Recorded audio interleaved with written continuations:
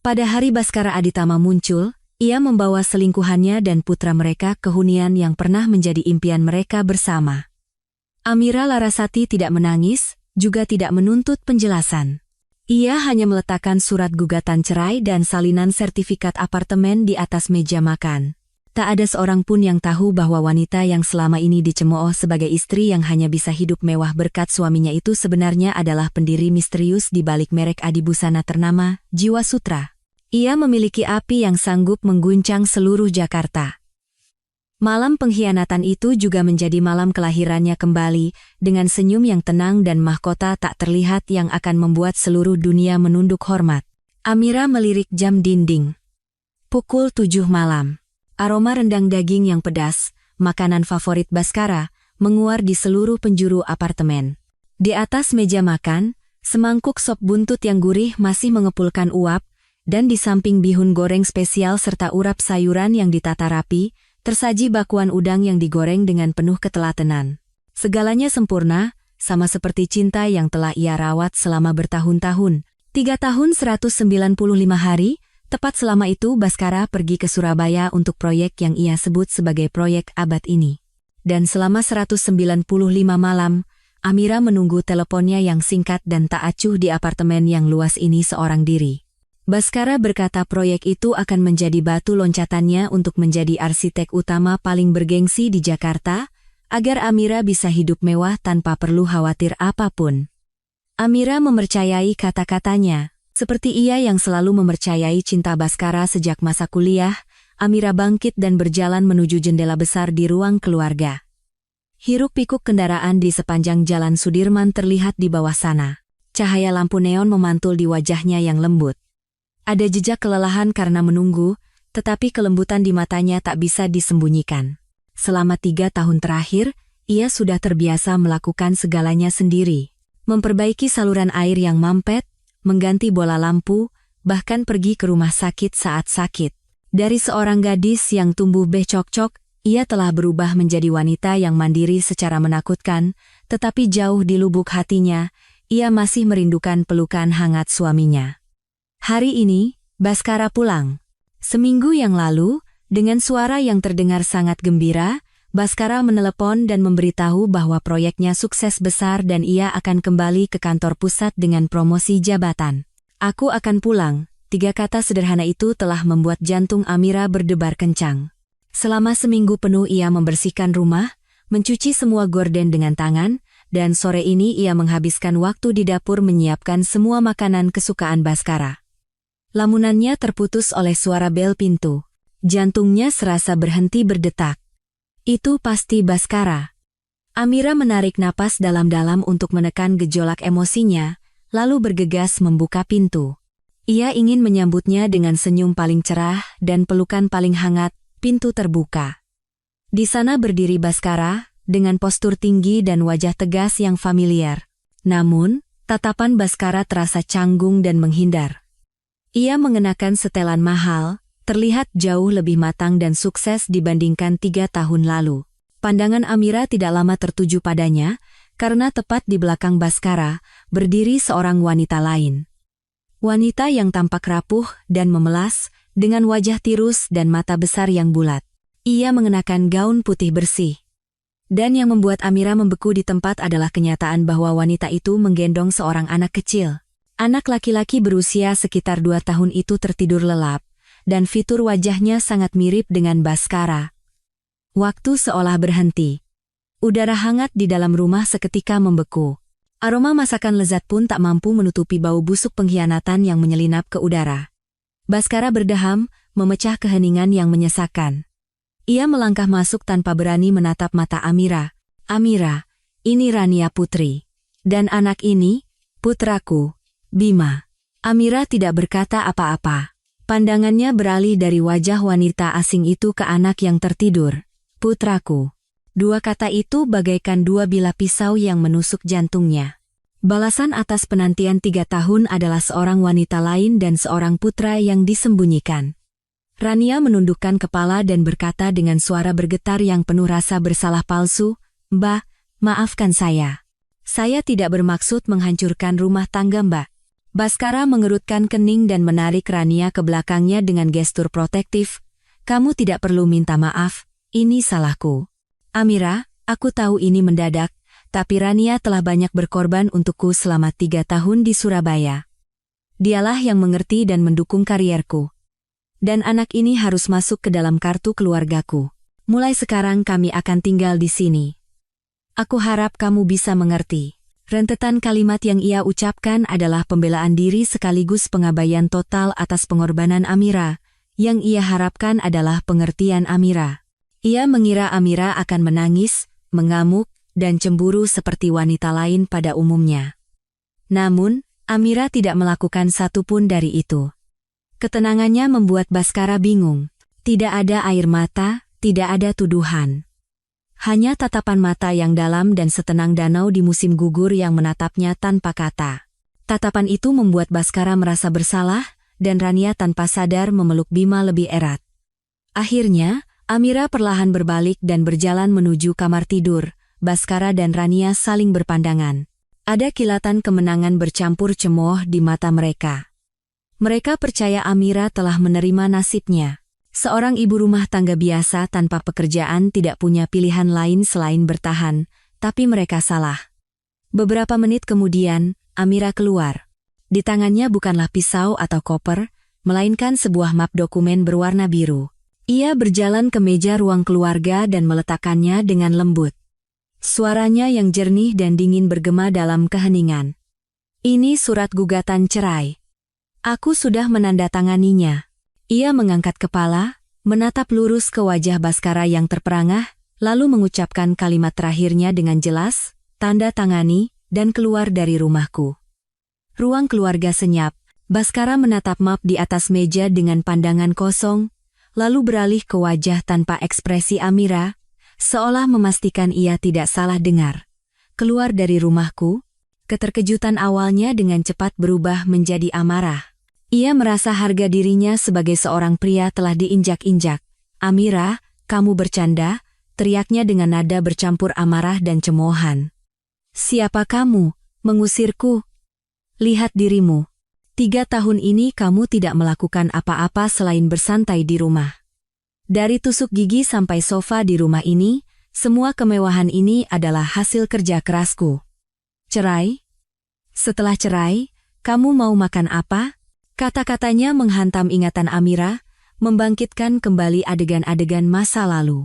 Di bawah pohon trembesi di kampus, Baskara muda yang mengenakan kemeja putih memegang tangannya dan berkata dengan mata berbinar, Amira, suatu hari nanti aku akan menjadi arsitek hebat. Aku akan membangunkanmu rumah terindah di dunia, dan kita akan membangun keluarga yang bahagia.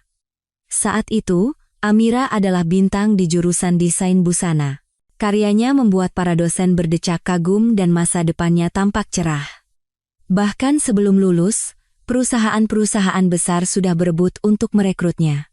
Namun, karena janji Baskara, karena cintanya pada Baskara, ia melepaskan segalanya. Ia menolak tawaran-tawaran manis itu dan mundur selangkah, menjadi pendukung setia agar Baskara bisa fokus pada kariernya.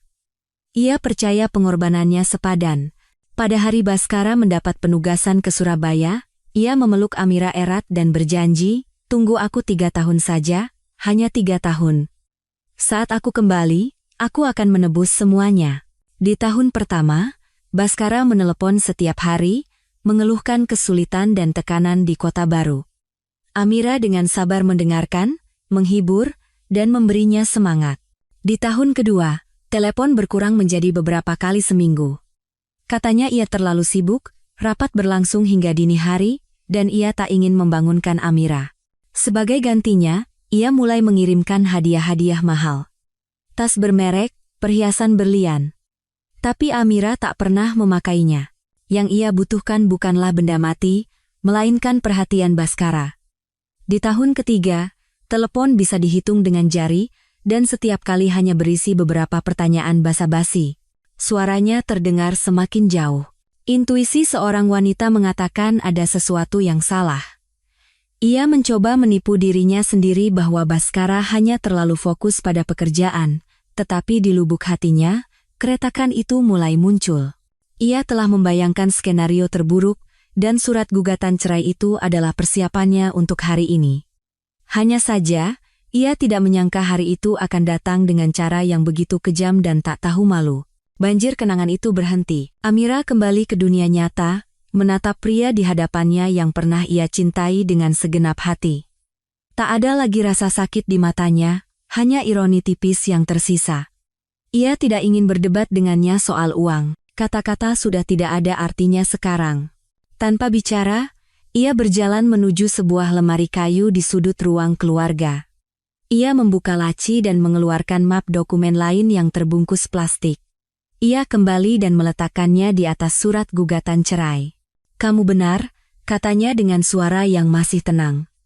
"Semua yang ada di rumah ini dibeli dengan uang. Tapi bukan uangmu." Baskara mengerutkan kening dengan ekspresi bingung. "Omong kosong apa ini?" Amira tidak menjawab. Ia hanya mendorong map itu ke arah Baskara dengan jari-jarinya yang panjang dan lentik. "Buka dan lihat sendiri." Baskara mengambil map itu dengan ragu. Di dalamnya ada selembar dokumen yang sedikit menguning karena usia. Begitu membaca judulnya, pupil matanya menyusut. Itu adalah sertifikat hak milik apartemen.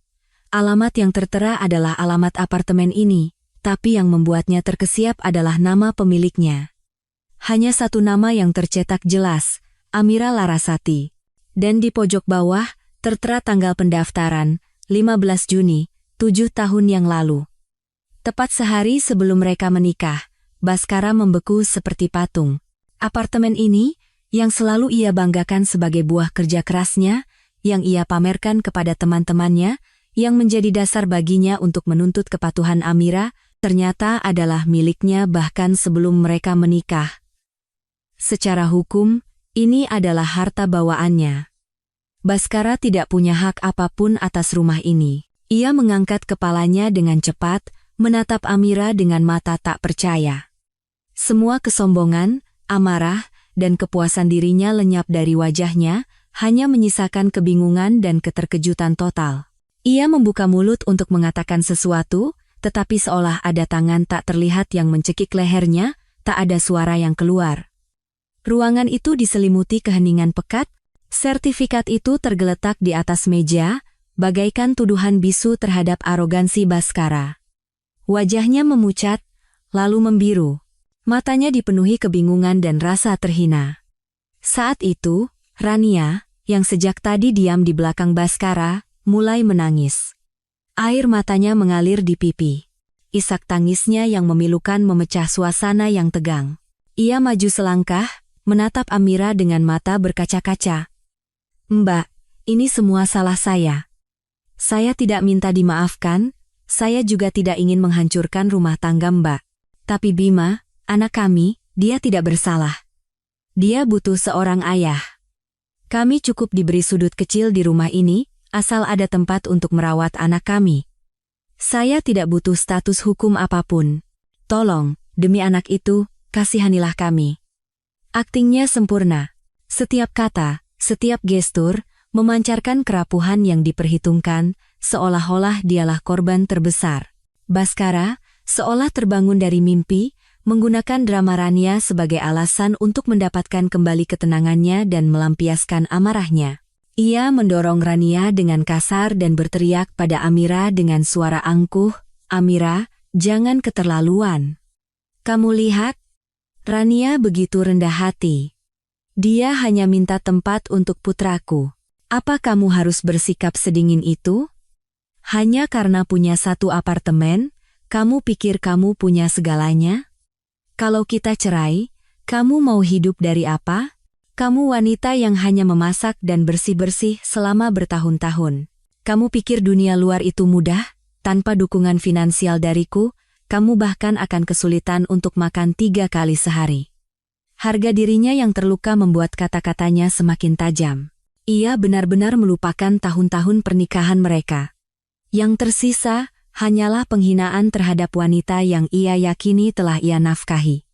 Amira tidak marah. Ia hanya merasa geli. Perlahan, ia mengangkat kepalanya.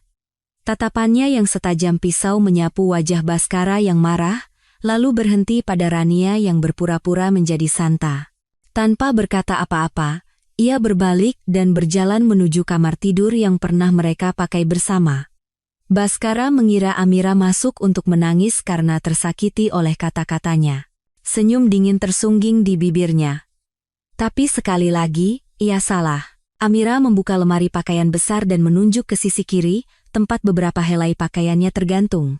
Semuanya berwarna netral, desainnya sederhana, bahannya biasa saja, bahkan beberapa sudah usang.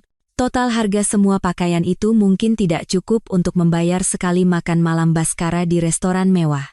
Kemudian, ia membuka pintu sebelah kanan dengan lebar. Dunia yang sama sekali berbeda muncul.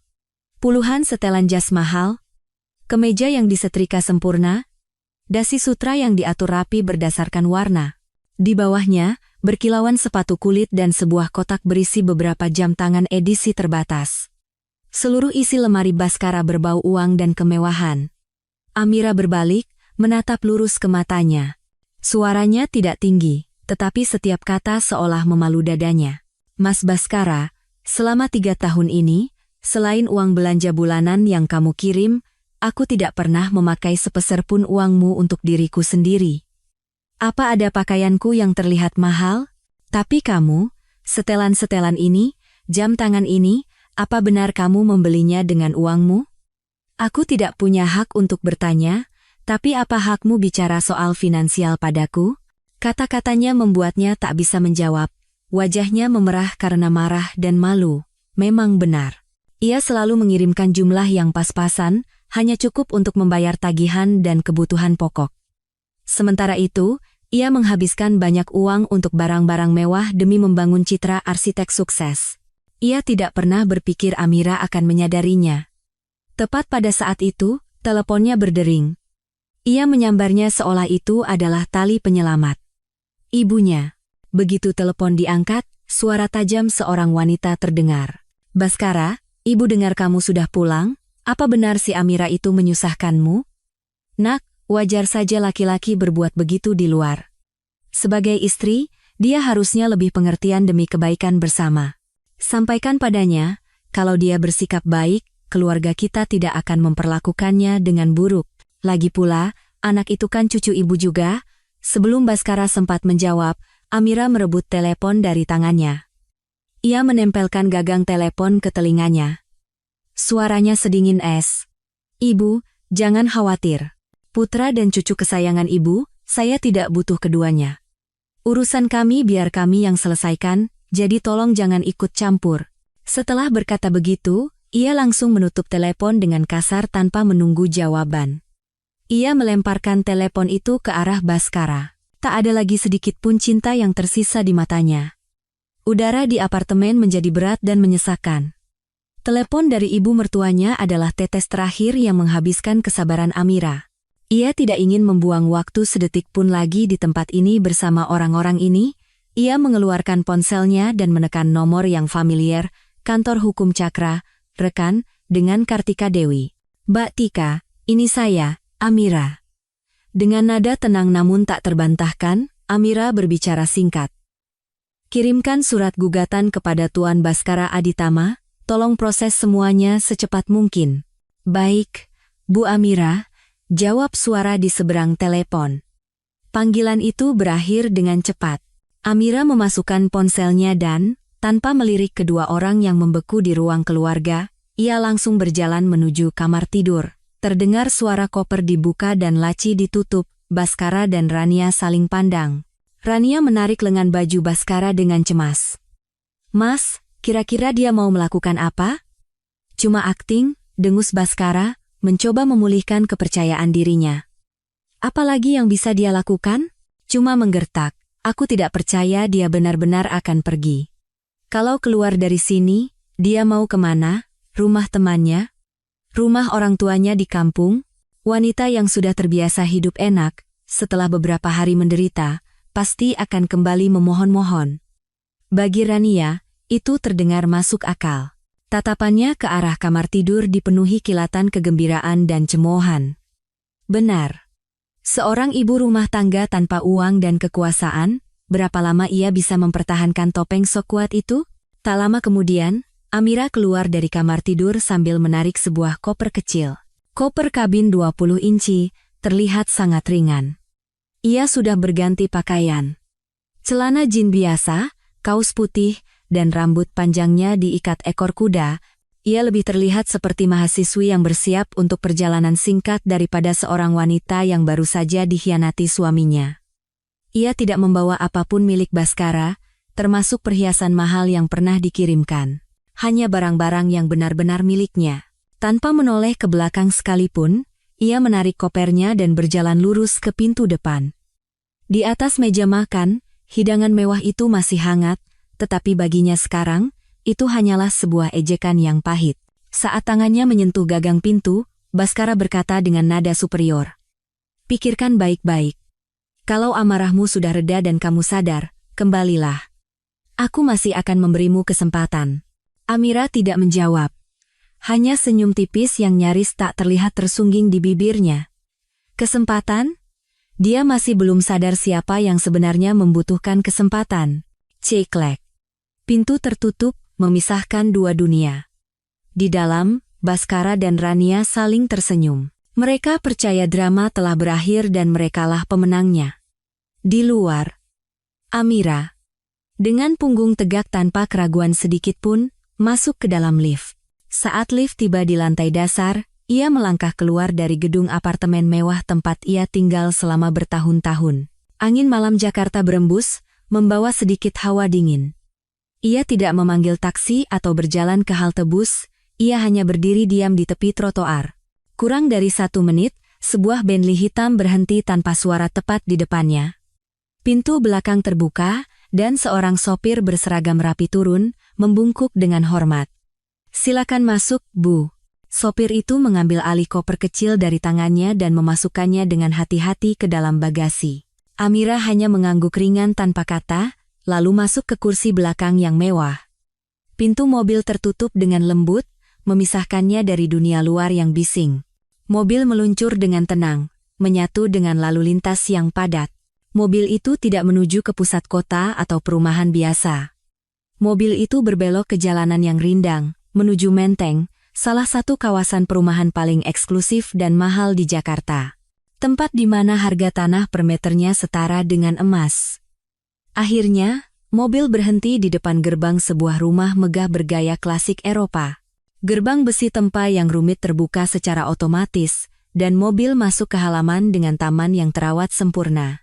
Amira turun dari mobil dan menarik napas dalam-dalam, menghirup udara segar. Inilah rumahnya yang sebenarnya. Pintu kayu jati yang berat dari rumah itu terbuka. Seorang kepala pelayan wanita paruh baya sudah menunggunya. Selamat datang kembali, Bu Amira, sapanya dengan senyum ramah. Ini bukan hanya rumah Amira. Ini adalah studionya, tempat karya seni tak ternilai lahir.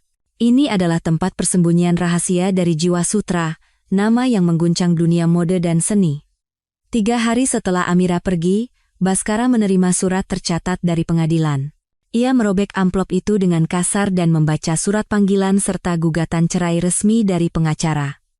Senyum sinis tersungging di bibirnya.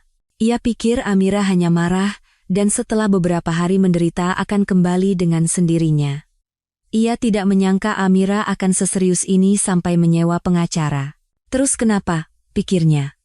Bagaimana mungkin seorang ibu rumah tangga tanpa penghasilan selama bertahun-tahun bisa melawannya? Paling-paling, ia akan memberinya sedikit uang pesangon sebagai sedekah dan menyelesaikan masalah ini dengan cepat.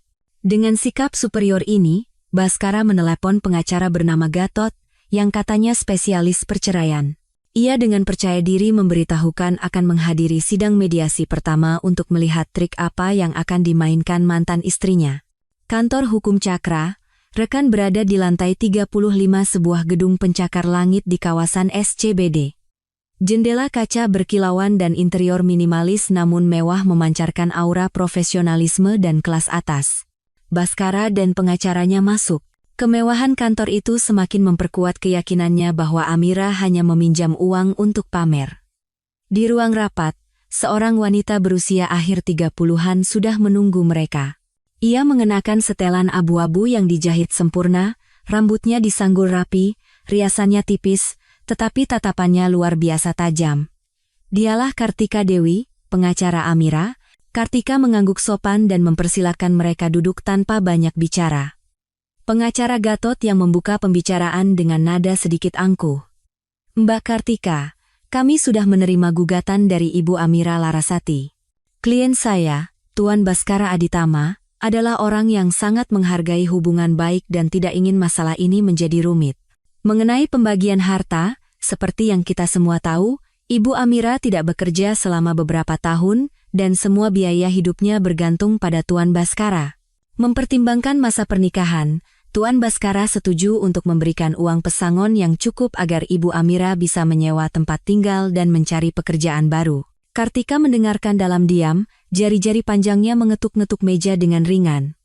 Setelah pengacara Gatot selesai bicara, ia berkata dengan tenang, Pak Gatot, sepertinya ada kesalahpahaman. Klien saya, Ibu Amira, tidak menuntut uang pesangon sepeser pun dari Tuan Baskara.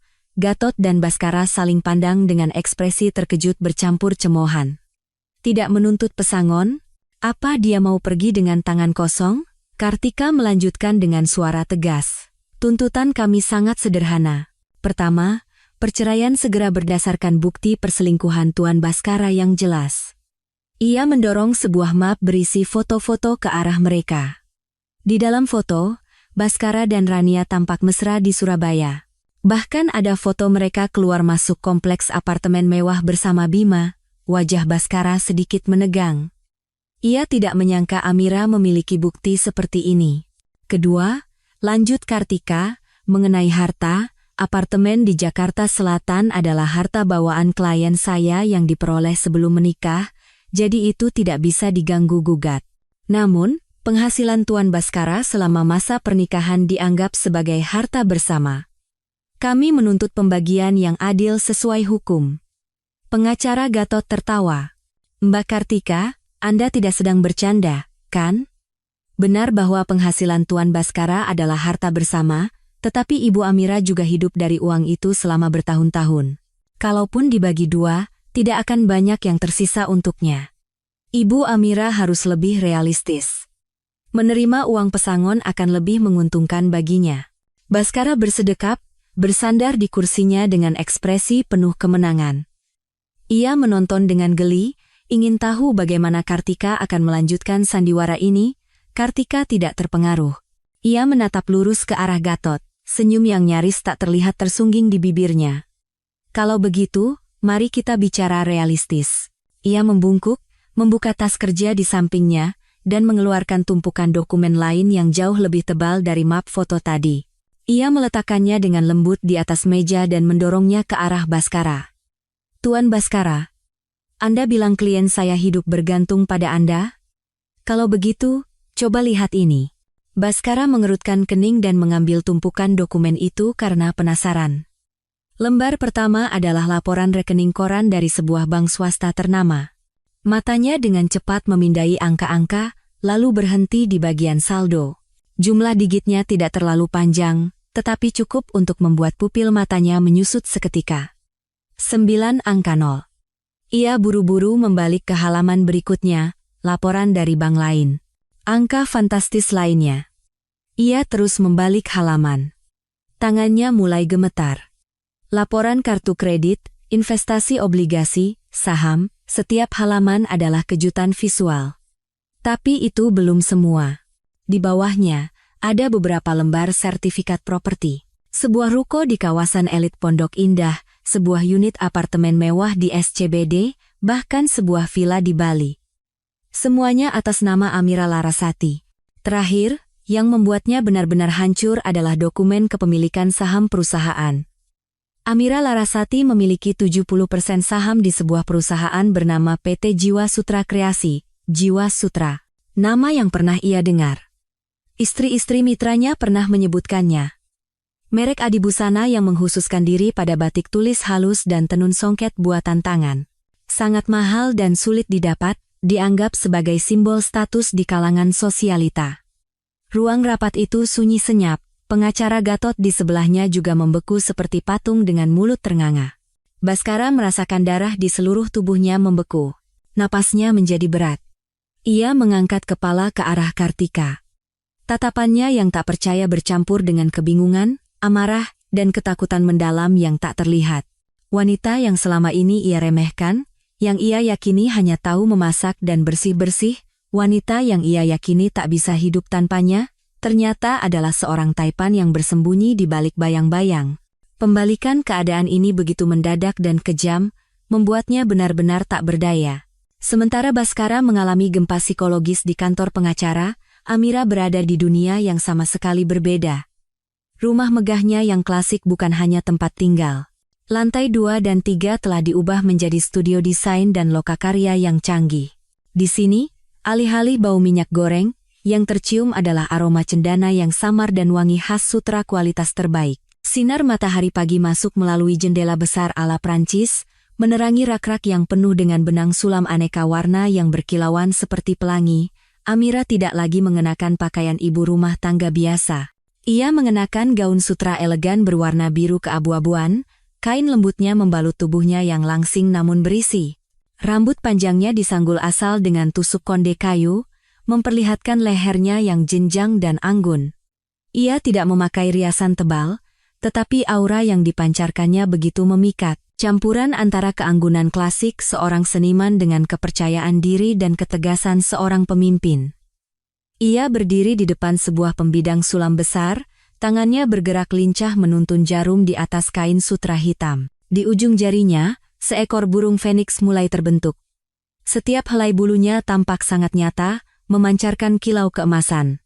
Konsentrasinya seolah membuat segala sesuatu di sekitarnya berhenti. Asistennya, Yunita Sari, masuk dengan tenang sambil memegang tablet. Bu Amira, maaf mengganggu, tapi baru saja masuk proposal kerjasama yang sangat penting. Yunita tidak berani memanggilnya bos atau manajer. Semua orang di sini memanggilnya Bu Amira dengan penuh hormat. Panggilan yang akrab namun tetap menjaga jarak hormat yang pantas. Amira tidak menghentikan tangannya, tetapi pandangannya tetap tertuju pada karyanya. Dari mana? Wijaya Group. Salah satu konglomerat properti mewah dan investasi seni terkemuka di negara ini, Presiden Direktur mereka, Pak Adrian, katanya sangat mengagumi karya-karya Jiwa Sutra. Amira pernah mendengar tentang Wijaya Group, kekuatan besar di dunia bisnis Jakarta, terkenal dengan proyek-proyek yang memiliki sentuhan artistik kuat dan standar estetika yang sangat tinggi. Yunita melanjutkan laporannya. Mereka akan segera membuka pusat perbelanjaan dan galeri seni terpadu baru bernama Crystal View. Mereka ingin secara khusus mengundang pendiri Jiwa Sutra untuk berkolaborasi dalam mendesain ruang pameran seni batik dan tenun eksklusif di lobi utama. Katanya itu akan menjadi sorotan utama dari keseluruhan proyek. Itu adalah undangan dengan bobot yang luar biasa. Crystal View digadang-gadang akan menjadi landmark baru Jakarta. Jika karya Jiwa Sutra dipamerkan di lokasi sentral seperti itu, reputasi mereknya akan meroket. Amira berpikir sejenak. Selama 3 tahun terakhir, ia telah menolak banyak proyek besar demi mendedikasikan waktunya untuk rumah tangga kecilnya, hanya menerima pesanan pribadi untuk menjaga studionya tetap berjalan. Ia telah bersembunyi di balik nama Jiwa Sutra begitu lama hingga hampir melupakan ambisi besar yang pernah ia miliki. Sekarang, ia bebas. Tidak ada beban, tidak ada belenggu. Mungkin sudah saatnya Jiwa Sutra benar-benar bersinar. Ia berbalik menghadap Yunita. Tatapannya tenang namun tegas. Sampaikan pada mereka, saya bersedia bertemu. Atur jadwal pertemuan dengan Pak Adrian. Yunita mengangguk gembira dan segera undur diri untuk melaksanakan perintah. Amira kembali ke pembidangnya, mengelus lembut bulu-bulu feniks yang megah. Feniks terlahir kembali dari abu. Mungkin itulah takdirnya. Kehancuran pernikahannya tidak menghancurkannya, justru membuatnya lebih kuat dan lebih cemerlang. Pandangannya beralih keluar jendela, ke arah gedung-gedung pencakar langit Jakarta. Masa depan dirinya dan Jiwa Sutra dimulai di sini, sekarang. Setelah Amira pergi, Rania akhirnya bisa menempati apartemen itu sebagai nyonya rumah yang baru. Hari pertamanya ia habiskan dengan berkeliling setiap ruangan, dengan teliti menghapus jejak wanita lain. Ia membuang spray biru muda kesukaan Amira, menggantinya dengan warna merah menyala yang provokatif. Pot-pot bunga kecil yang mungil di balkon diganti dengan buket mawar yang mencolok. Ia bahkan membeli beberapa lukisan abstrak mahal dan menggantungnya di dinding, mencoba memaksakan gaya yang sama sekali berbeda, gaya miliknya. Setiap perubahan didokumentasikan dengan cermat dan diunggah ke profil Instagramnya dengan keterangan yang penuh sindiran. Di samping foto makan malam romantis dengan lilin, ia menulis, "Kebahagiaan terkadang datang terlambat, tapi jika dengan orang yang tepat, penantian itu sepadan." Di bawah foto Bima kecil yang bermain di sofa baru, ia menambahkan, "Akhirnya putraku memiliki keluarga yang utuh. Di mana ada cinta, disitulah rumah." Setiap unggahan adalah jarum tak terlihat yang dirancang untuk menusuk hati Amira. Rania membayangkan Amira sedang melihat foto-foto itu di sudut kamar kontrakan yang kumuh, hatinya terkoyak oleh rasa sakit dan cemburu. Ia mengharapkan reaksi, entah itu makian atau setidaknya tanda bahwa lawannya sedang menderita. Namun, yang ia dapatkan hanyalah kekecewaan. Profil Amira benar-benar senyap. Foto profilnya masih bunga magnolia putih, dan unggahan terakhirnya adalah setengah tahun yang lalu. Ia seolah lenyap dari dunia maya, sama sekali mengabaikan provokasi Rania. Keheningan ini membuat Rania merasa seperti memukul segumpal kapas, sia-sia dan membuat frustrasi. Ia tidak mengerti bagaimana Amira bisa begitu tenang. Sementara itu, di grup WhatsApp teman-teman kuliah mereka, cerita mereka menjadi topik terpanas. Seorang teman dengan nama panggilan kucing mager memulai percakapan. "Guys, kalian dengar? Baskara bawa pulang selingkuhannya sama anaknya. Amira pergi dari rumah. Kasihan banget Amira, bertahun-tahun berkorban buat dia, akhirnya malah begini." Orang lain, yang tampaknya teman Baskara, membela. "Namanya juga Hati, rumit. Baskara juga kerja keras sendirian di Surabaya selama 3 tahun. Wajarlah kalau laki-laki yang jauh dari istri hilaf sesaat." Seseorang langsung membalas. "Hilaf sesaat sampai punya anak umur 2 tahun? Kamu anggap Amira itu apa?" Perdebatan memanas. Beberapa bersimpati pada Amira, yang lain menyindir bahwa Amira tidak bisa menjaga suaminya. Istri yang terlalu baik dan cuma fokus urusan rumah tangga memang bakal ditinggalin, zaman sekarang masih bergantung sama laki-laki. Lihat saja sekarang, pasti hidupnya susah banget. Rania membaca setiap komentar. Ia merasa puas ketika orang-orang menjelek-jelekan Amira, tetapi marah karena banyak yang masih membelanya. Kehadiran Amira, bahkan dalam ketidakhadirannya, masih menjadi bayang-bayang dalam hidupnya. Ia mendekati Baskara yang duduk di sofa dengan kening berkerut dan berkata dengan suara manja, "Sayang, coba telepon dan bicara baik-baik sama dia, aku nggak tenang dengan diamnya dia." Namun, Baskara, yang baru saja kembali dari kantor pengacara, sedang dalam suasana hati terburuk. Ia menepis tangan Rania dengan kasar. "Nggak tenang apanya? Dia cuma sok jadi korban. Berhenti pikirin dia." Sikap Baskara yang tidak biasa dan penuh permusuhan membuat Rania tak berani bicara lagi. Ia terpaksa menelan rasa frustrasinya. Ia tidak tahu bahwa di kepala Baskara, keberadaan dirinya dan Bima sudah tidak lagi penting.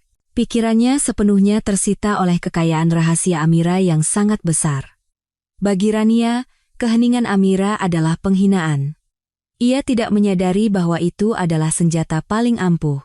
Ketika seseorang sudah tidak lagi dianggap penting, semua provokasi menjadi sia-sia. Baskara meninggalkan gedung di Jalan Sudirman dalam keadaan benar-benar kacau. Angka-angka di laporan rekening, alamat-alamat properti mewah, dan 3 kata jiwa sutra terus menari-nari di kepalanya, menciptakan labirin tanpa jalan keluar. Setibanya di apartemen, ia mengurung diri di ruang kerja, mengabaikan ketukan cemas Rania di pintu. Reaksi pertamanya bukanlah penyesalan, melainkan amarah membabi buta. Penipu. Semua ini penipuan, pikirnya sambil memukul meja. Amira, istri yang penurut dan sederhana yang ia yakini berada dalam kendalinya, berani menipunya dan membangun sebuah kerajaan di belakangnya. Ia merasa seperti badut bodoh yang dimanipulasi tanpa ia sadari. Harga dirinya hancur berkeping-keping. Namun, di balik amarah itu, muncul kebingungan yang tak terlukiskan. Bagaimana? Dari mana uangnya? Jiwa sutra? Kenapa dia tidak pernah bilang? Ia memulai penyelidikannya sendiri yang panik. Ia tidak berani bertanya kepada mitra atau teman-temannya yang kaya. Malu. Mengakui bahwa istri yang selalu ia banggakan telah ia nafkahi ternyata jauh lebih kaya darinya adalah penghinaan yang tak bisa diterima. Ia beralih ke cara yang lebih kuno. Ia membuka buku teleponnya dan mencari nomor teman-teman kuliah yang sudah bertahun-tahun tidak ia hubungi. Dengan dalih ingin mengadakan reuni, ia mulai bertanya. Telepon pertama adalah kepada ketua angkatan lamanya. Setelah basa-basi, ia bertanya dengan santai, lo masih kontak sama Amira? Gua udah lama nggak dengar kabarnya. Amira, kan kalian nikah, bro? Terakhir ketemu pas reuni 5 tahun lalu kayaknya. Masih cantik sih. Cuma jadi lebih pendiam. Ngomong-ngomong, dulu kan lo yang berhasil mencuri Dewi kampus kita. Baskara mengerutkan kening. Dewi, lupa lo, tawa ketua angkatan itu. Dulu Amira itu siapa? Talenta terbaik di jurusan desain busana. Skripsinya menang lomba desain nasional, sampai dipajang di galeri. Perusahaan-perusahaan besar rebutan mau rekrut dia, nawarin gaji yang kita anak baru cuma bisa mimpiin. Setiap kata temannya itu bagaikan pukulan palu di kepala Baskara. Ia ingat, tetapi ingatan itu kabur. Ia ingat Amira sangat pandai menggambar, tetapi ia tidak pernah peduli dengan penghargaan atau tawaran kerja. Saat itu, ia hanya dimabuk cinta dan bangga memiliki pacar yang begitu cantik dan berbakat. Kita semua pikir dia bakal jadi desainer hebat, mungkin bisa go internasional, lanjut temannya. Tapi tiba-tiba, setelah pacaran sama lo, dia lepasin semuanya. Katanya mau jadi ibu rumah tangga buat dukung lo, kita semua sayang banget, cinta memang bisa bikin orang buta, ya? Setelah menutup telepon, Baskara duduk membeku di kursinya. Untuk pertama kalinya dalam bertahun-tahun, rasa bersalah merayap ke dalam hatinya. Ia baru ingat sekarang. Ia ingat binar di mata Amira saat bicara tentang mimpinya di dunia desain. Ia ingat kepercayaan dirinya saat menerima penghargaan. Ia berjanji akan mendukungnya, tetapi egoisme dan ambisinya perlahan mengubur bakat dan aspirasi Amira. Ia telah mengubah seekor feniks yang cemerlang menjadi seekor burung pipit biasa di dalam sangkar emas yang ia ciptakan. Namun, rasa bersalah itu hanya bertahan beberapa detik. Rasa itu segera tertutup oleh emosi yang lebih kuat dan lebih gelap, keserakahan dan iri hati. Kalau dia memang sebakat itu, masuk akal dia bisa menghasilkan kekayaan itu sendiri. Tapi kenapa dia sembunyikan dariku? Sebuah pikiran jahat terbentuk di kepalanya. Kekayaan itu didapat selama pernikahan kita. Tidak peduli bagaimana caranya, secara hukum itu adalah harta bersama. Dia menyembunyikan informasi dariku, dia menipuku. Dia yang salah. Pola pikir Baskara telah berubah total. Ia bukan lagi suami tidak setia yang ingin cepat bercerai demi pasangan barunya. Sekarang, ia adalah predator lapar yang mengincar mangsa yang menggiurkan. Rania dan putranya terdesak ke belakang. Satu-satunya tujuannya sekarang adalah merebut sebagian, atau seluruh, kerajaan rahasia Amira. Sebulan kemudian, Hotel Mulia Jakarta bersinar di bawah lampu malam. Mobil-mobil mewah berjejer di depan lobi. Media, blogger mode terkemuka, dan banyak tokoh berpengaruh dari dunia bisnis dan seni Jakarta berkumpul di sana. Semua perhatian terpusat pada satu acara, pengumuman kolaborasi antara merek Jiwa Sutra dengan proyek pusat seni Crystal View dari Wijaya Group, sekaligus peluncuran koleksi terbaru. Selama ini, Jiwa Sutra selalu menjadi entitas yang misterius. Produk mereka tidak memerlukan iklan besar-besaran. Reputasinya menyebar dari mulut ke mulut di kalangan elit, seperti harta karun. Yang diketahui hanyalah pendirinya adalah seorang maestro batik dan tenun, tetapi tidak ada yang tahu wajah atau identitas aslinya. Fakta bahwa Jiwa Sutra untuk pertama kalinya berkolaborasi dengan perusahaan besar dan mengadakan konferensi pers publik menciptakan gempa di industri ini. Di apartemen lamanya, Baskara duduk di sofa dengan wajah muram. Rania sedang berjuang menenangkan Bima kecil yang tidak berhenti menangis. Suasana di rumah itu tegang. Perceraian mereka tidak berjalan secepat yang dibayangkan Baskara. Pengacara Amira, Kartika Dewi, tanpa ampun, menyajikan bukti dan argumen yang membuat pihaknya benar-benar terpojok. Penyelidikannya tentang kekayaan Amira juga menemui jalan buntu. Semuanya terlindungi dengan sempurna.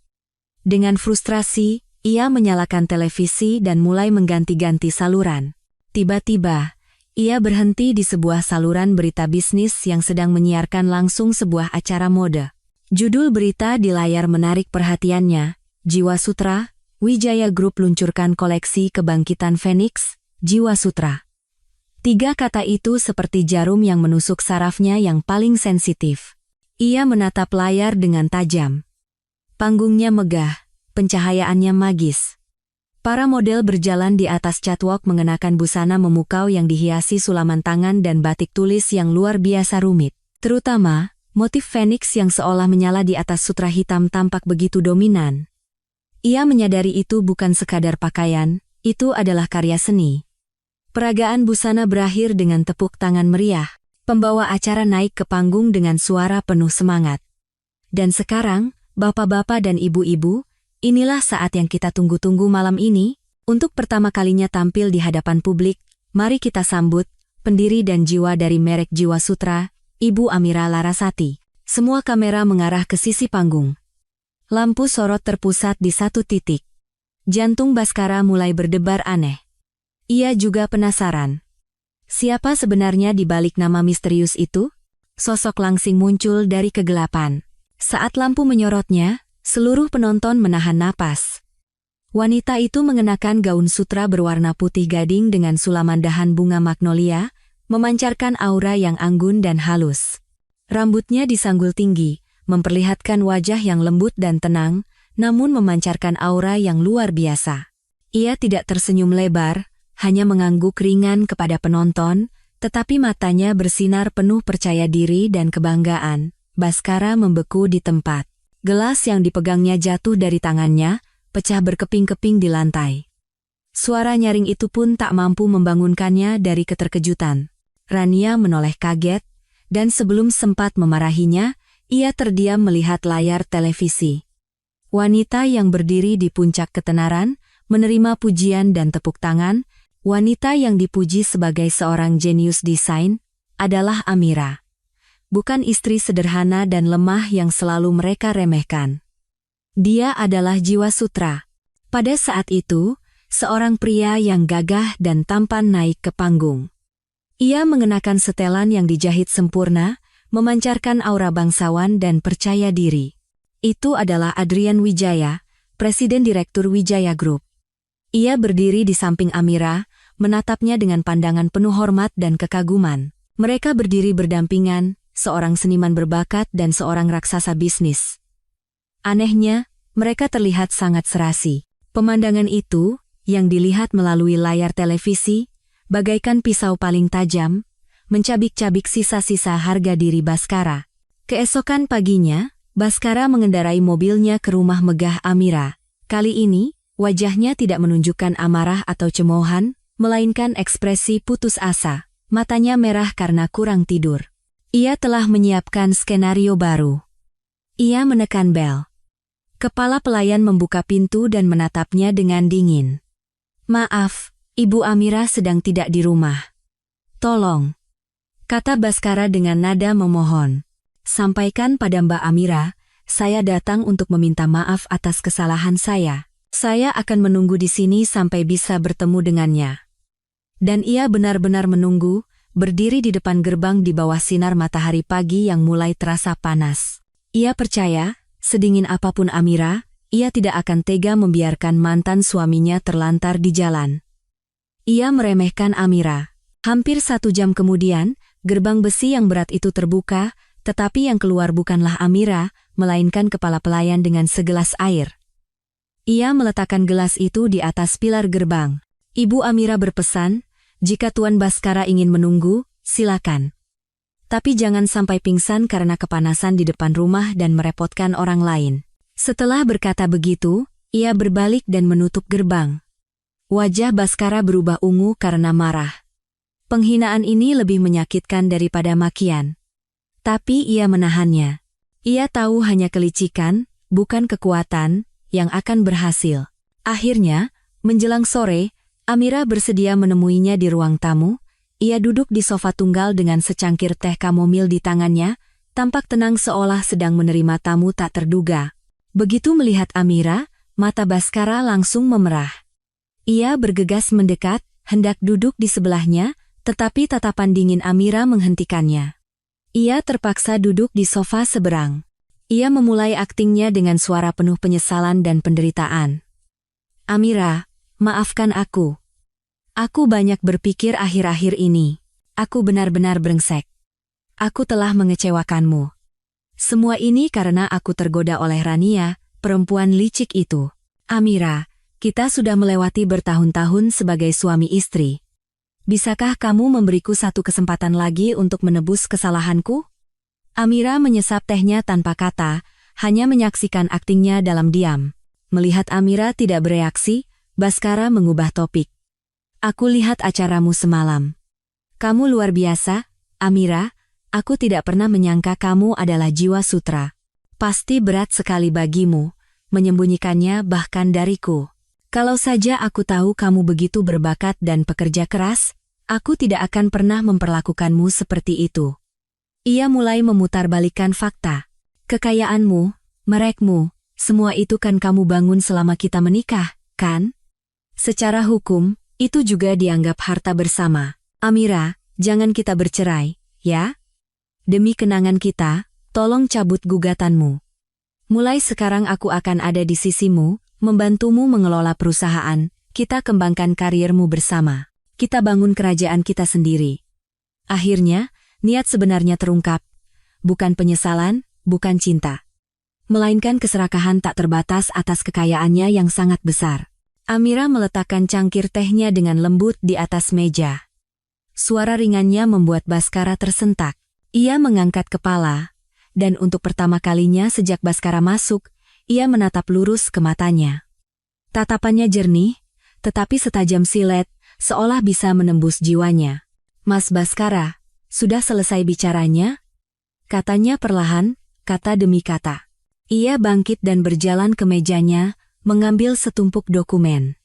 Pertama, merek Jiwa Sutra saya daftarkan dan perusahaannya saya dirikan sebelum kita menikah.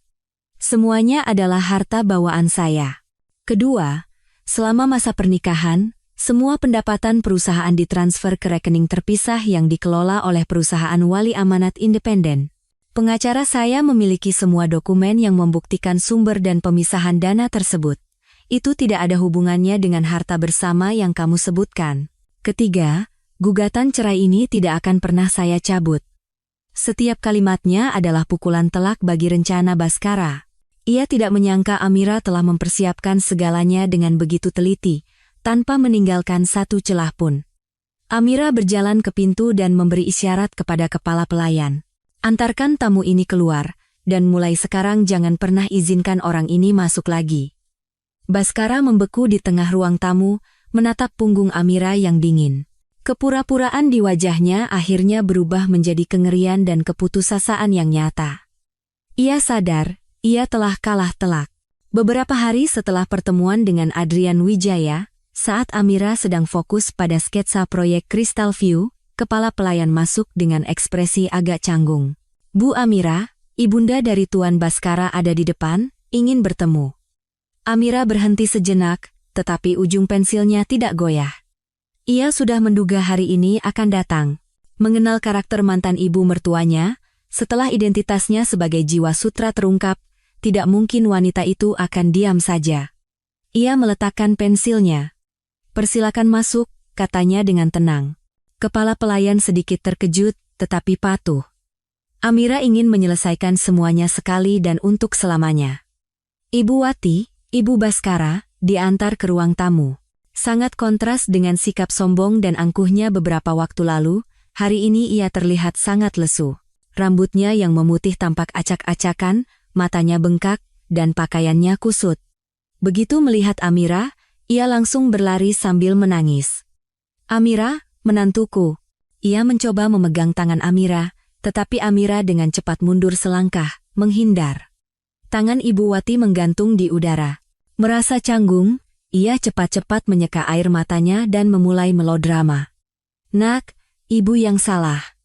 Orang tua ini sudah pikun. Akhir-akhir ini ibu tidak bisa makan, tidak bisa tidur. Rasanya mau gila karena menyesal. Ibu datang untuk minta maaf padamu. Amira duduk dengan tenang di sofa, memberi isyarat agar wanita itu duduk di kursi seberang, menjaga jarak aman. Ia tidak berkata apa-apa, hanya menunggu untuk melihat sejauh mana sandiwaranya akan berlanjut. Melihat Amira tidak bereaksi, Ibu Wati meningkatkan intensitas dramanya. Ia mulai menyalahkan segalanya pada Rania. Semua ini karena perempuan licik itu. Dia yang menggoda Baskara kami. Anakku itu aslinya anak baik, dia cinta sama istrinya. Perempuan jalang itu yang menjebaknya pakai anak, biar bisa mengikatnya. Makanya dia berbuat salah padamu, nak, kamulah menantu terbaik yang pernah keluarga kami miliki. Cantik, baik, dan ternyata berbakat sekali. Ibu sudah jahat padamu, anak ibu juga sudah jahat padamu. Ia menangis terseduh-seduh, lalu beralih ke permohonan. Amira, demi ibu yang sudah tua ini, demi kenangan kita bersama, tolong maafkan dia sekali ini saja. Namanya juga laki-laki, bisa berbuat salah, kan? Kalau kamu mau kembali, ibu janji akan langsung mengusir perempuan itu dan anaknya dari rumah. Ibu akan suruh Baskara berlutut minta ampun padamu. Untuk memperkuat kata-katanya, ia bahkan tak segan menjelek-jelekan anak yang sebelumnya ia sebut cucu. Bocah itu juga, dari awal ibu sudah tidak suka, siapa tahu itu anak Baskara atau anak laki-laki lain? Ibu tidak akan pernah mengakuinya sebagai cucu keluarga Aditama, menantu ibu cuma kamu seorang. Mendengar ini, ketenangan Amira akhirnya goyah. Bukan karena simpati, melainkan karena rasa jijik yang mendalam. Sifat tak tahu malu dan kemunafikan wanita itu melampaui imajinasinya. Ia mengangkat kepala, menatap lurus ke mata Ibu Wati yang penuh air mata palsu. Ibu, sudah selesai aktingnya? Katanya dengan suara sedingin es dan menjaga jarak. Kata ibu dalam konteks formal itu membuat senyum Ibu Wati membeku. Panggilan itu menandakan sebuah penghalang yang tak bisa dilewati. Amira melanjutkan tanpa emosi. Dulu, ibulah yang menelepon dan mengatakan saya harus mengerti putra dan cucu ibu demi kebaikan bersama. Sekarang ibu duduk di sini menghina mereka sebagai perempuan licik dan bocah. Apa ibu tidak merasa kata-kata ibu kontradiktif dan menggelikan? Wajah Ibu Wati memucat, tak mampu berkata-kata. Amira berdiri. Tatapannya benar-benar dingin. Urusan saya dengan Mas Baskara sudah selesai. Gugatan cerai ini tidak akan pernah saya cabut, dan saya tidak punya niat sedikit pun untuk kembali ke keluarga Anda yang penuh perhitungan. Tolong, mulai sekarang jangan ganggu saya lagi. Ia berbalik ke arah kepala pelayan. Antarkan tamu ini keluar. Ibu Wati tertegun, tak percaya ia akan diusir dengan begitu memalukan. Ia mencoba memprotes, tetapi melihat tatapan Amira yang tegas dan dingin, kata-katanya tercekat di tenggorokan. Ia sadar, tidak ada jalan untuk kembali. Kepala pelayan mendekat. Dengan sopan namun tegas, ia berkata, "Mari, Bu, lewat sini." Ibu Wati bangkit dengan sempoyongan dan diantar ke pintu dengan perasaan terhina.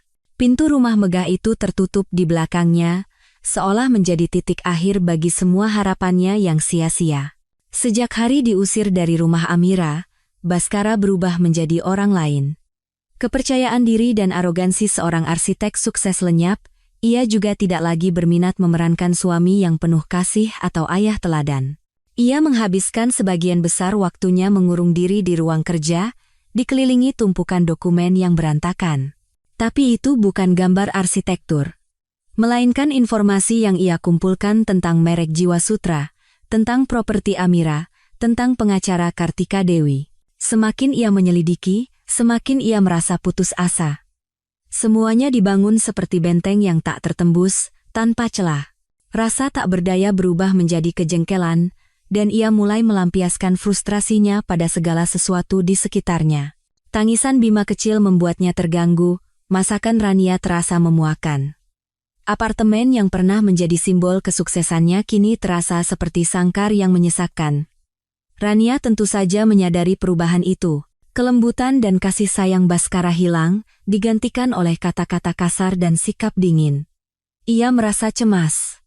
Mimpinya menjadi nyonya di keluarga kaya raya terasa semakin jauh. Ia tahu harus melakukan sesuatu untuk memperkuat posisinya.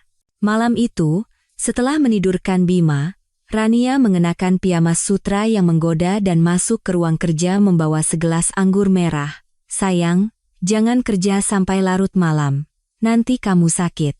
Baskara bahkan tidak mengangkat kepala, hanya menggumam. Rania meletakkan gelas di atas meja dan memeluk lehernya dari belakang, berbisik, sayang, perceraianmu dengan perempuan itu kan sudah hampir selesai. Bagaimana kalau akhir pekan ini kita mulai cari-cari gedung untuk pernikahan kita? Ayahku juga sudah menanyakan, beliau ingin mengadakan pesta pernikahan yang megah untuk kita. Kata pernikahan bagaikan korek api yang menyulut gudang mesiu yang siap meledak di dalam diri Baskara.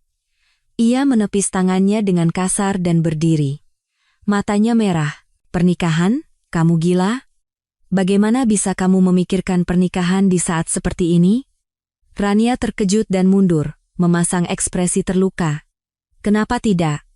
Aku dan Bima juga butuh pengakuan resmi, kan? Atau kamu mau kita hidup tanpa status hukum selamanya? Baskara tertawa getir, tawa yang penuh cemoohan. Status? Yang ada di kepalamu hanya status? Kamu tahu apa yang sudah kita hilangkan? Kekayaan yang luar biasa. Kehidupan yang bisa kita nikmati seumur hidup. Semua ini gara-gara kamu. Kalau bukan karena kamu dan anak ini, masalahnya tidak akan sampai sejauh ini. Rania tertegun, matanya berkaca-kaca. Salahku? Baskara, bagaimana bisa kamu bilang begitu? Siapa yang dulu bersumpah cinta mati padaku di Surabaya? Siapa yang bilang sudah muak dengan istrinya yang membosankan? Sekarang kamu menyalahkan semuanya padaku? Pertengkaran itu meledak. Untuk pertama kalinya, mereka saling melemparkan semua frustrasi, perhitungan, dan egoisme mereka. Kalau saja aku tahu dia sekaya itu, apa aku gila mau meninggalkan dia demi kamu? Raung Baskara. Kamu pikir aku tidak tahu apa yang kamu pikirkan? Balas Rania berteriak. Kamu menyesal karena kehilangan angsa bertelur emas itu, kan? Kamu meremehkanku karena aku tidak bisa memberimu keuntungan sebesar dia. Baskara, kamu itu cuma materialistis. Prang. Baskara menyapu gelas anggur di atas meja. Gelas itu pecah berkeping-keping di lantai, anggur merahnya memercik seperti noda darah di karpet krem. Suasana di ruangan itu membeku. Mereka saling menatap dengan permusuhan, seperti dua orang asing. Hubungan yang dibangun di atas pengkhianatan dan perhitungan akhirnya menunjukkan keretakan pertamanya yang dalam dan tak bisa diperbaiki. Mereka bukan lagi sekutu di pihak yang sama. Hanya dua orang egois yang mencoba menyelamatkan kepentingannya masing-masing di kapal yang sedang karam. Sementara dunia luar berada dalam kekacauan, Amira sama sekali tidak peduli. Setelah menyingkirkan orang-orang yang mengganggu, ia mencurahkan seluruh hati dan energinya untuk bekerja. Proyek Crystal View menuntut kreativitas dan investasi yang luar biasa, tetapi itu justru membuatnya semakin bersemangat. Namun, di luar proyek komersial ini, Amira selalu menyimpan rencana lain di hatinya, sebuah rencana yang lahir dari kecintaannya pada seni batik. Dalam sebuah rapat manajemen Jiwa Sutra, ia secara resmi mengumumkan sebuah proyek baru. Di layar besar ruang rapat, muncul gambar sebuah desa tua di tepi sungai dengan atap-atap yang berlumut dan dinding putih yang lapuk dimakan waktu. Tampak damai, tetapi juga terbengkalai. Ini adalah desa Kencana di Jawa Tengah, kata Amira dengan suara yang jernih dan penuh semangat. Dulu, ini adalah salah satu pusat produksi batik tulis halus dan tenun yang paling terkenal di negeri ini. Tapi karena industrialisasi, keahlian itu hampir punah. Sekarang, hanya tersisa beberapa pengrajin tua yang bertahan dalam kesulitan. Ia berhenti sejenak, menatap semua orang di ruangan itu. Jiwa Sutra ada hari ini berkat esensi seni tradisional.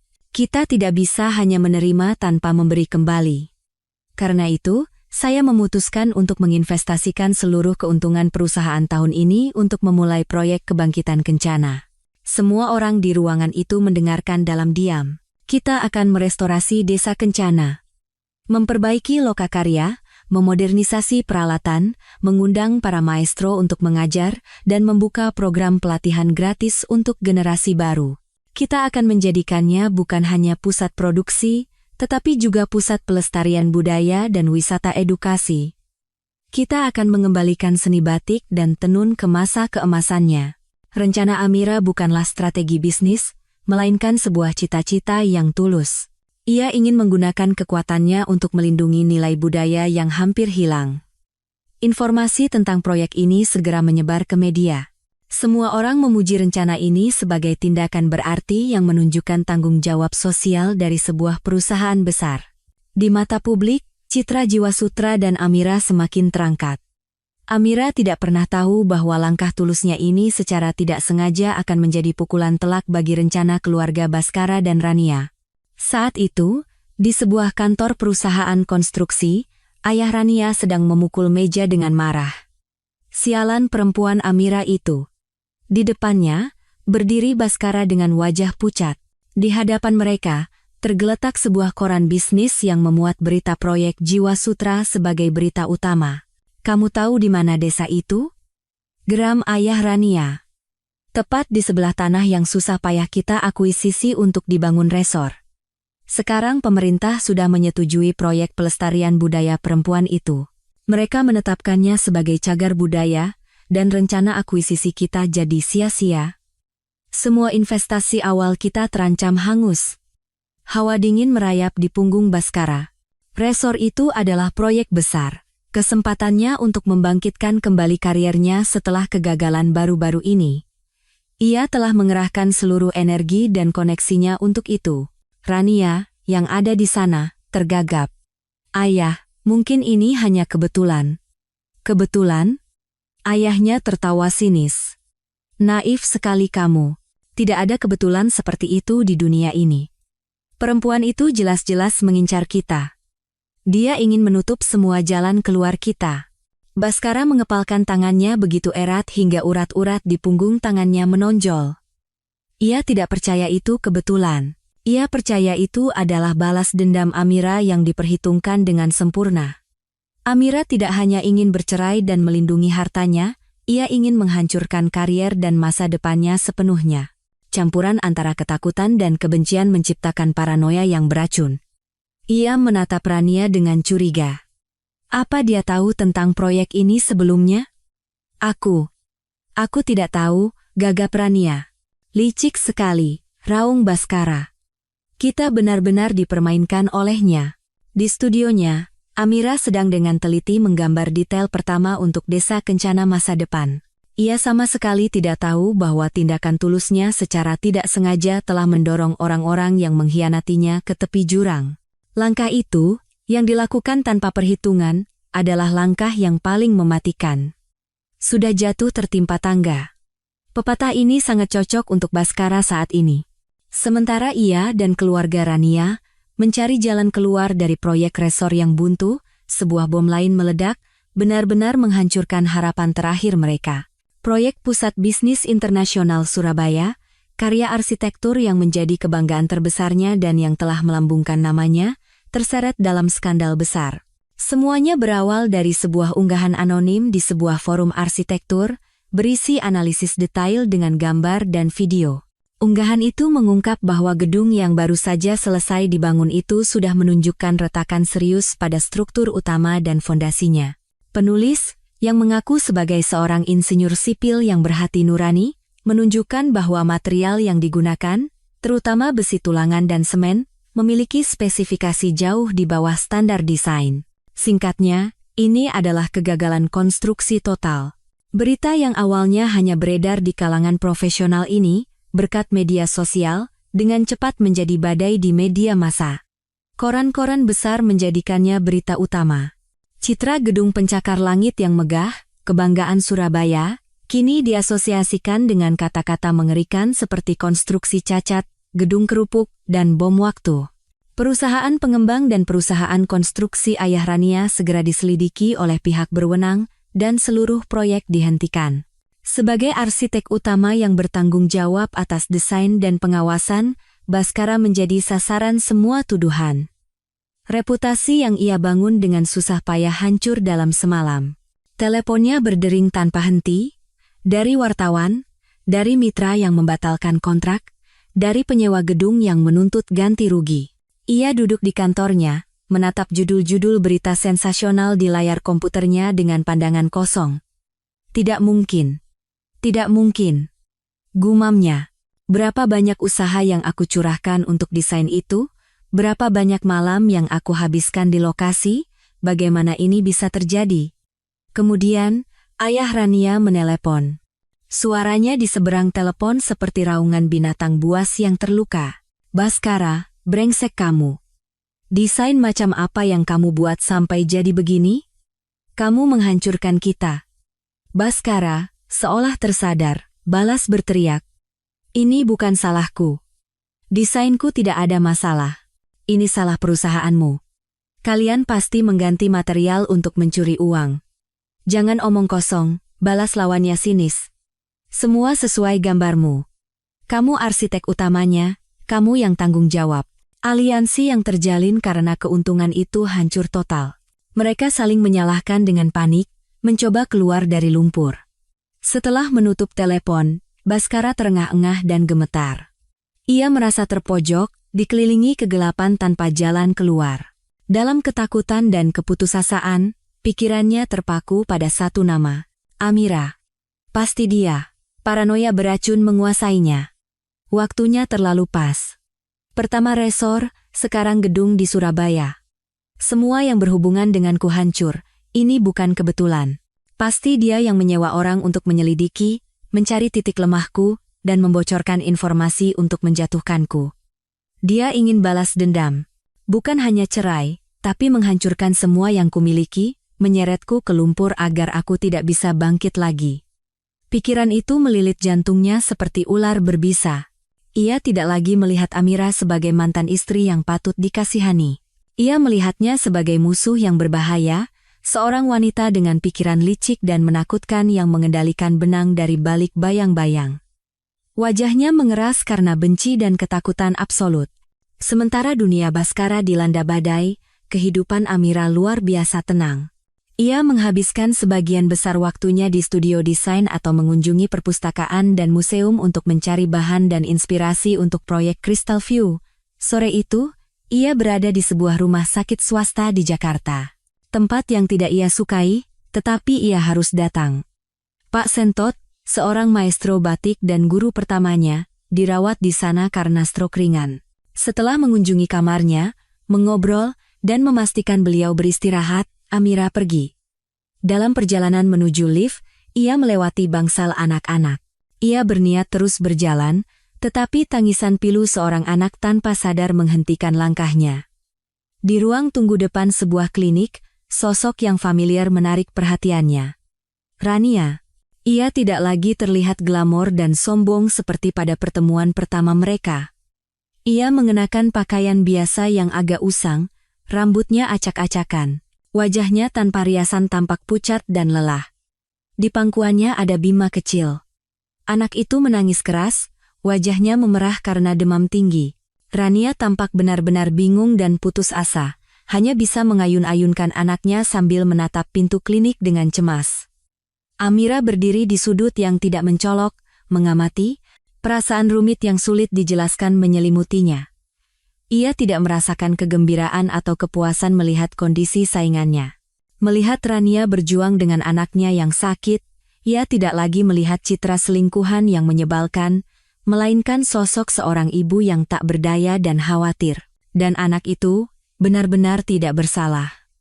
Tangisannya tidak mengandung kepalsuan atau perhitungan, hanya rasa sakit di tubuh kecilnya. Ia tidak pantas menanggung akibat dari kesalahan orang dewasa. Rasa perih yang pahit menusuknya. Ia bukan seorang santa dan tidak bisa memaafkan apa yang telah mereka lakukan padanya. Tetapi pada saat itu, melihat seorang anak menangis kesakitan, ia tidak bisa merasakan kebencian. Itu adalah rasa iba murni yang melampaui dendam pribadi apapun. Ia tidak berniat mendekat. Ia hanya mengamati dari jauh, lalu berbalik untuk pergi. Urusan mereka tidak lagi relevan baginya. Tepat saat ia berbalik, ia menabrak seseorang. "Maaf," katanya cepat sambil mengangkat kepala. Orang di depannya sedikit mengejutkannya, Adrian Wijaya. Dia juga tampak terkejut, tetapi dengan cepat tersenyum sopan. "Bu Amira, kebetulan sekali." Amira mengangguk ringan. "Selamat sore, Pak Adrian. Saya datang menjenguk teman ayah saya," jelasnya singkat. Lalu, Tatapan tajamnya tertuju pada wajah Amira. "Anda tidak apa-apa?" Wajah Anda terlihat pucat. Ia tidak melirik ke arah Rania. Perhatiannya terpusat pada Amira. Kepekaan itu membuat Amira merasa nyaman. Ia mencoba tersenyum dan menggelengkan kepala.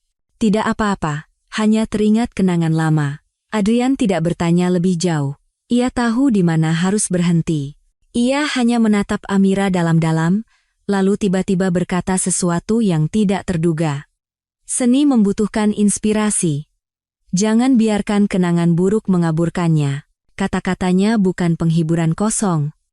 Rasanya seperti nasihat dari seorang teman sejiwa yang benar-benar memahami dunia batinnya.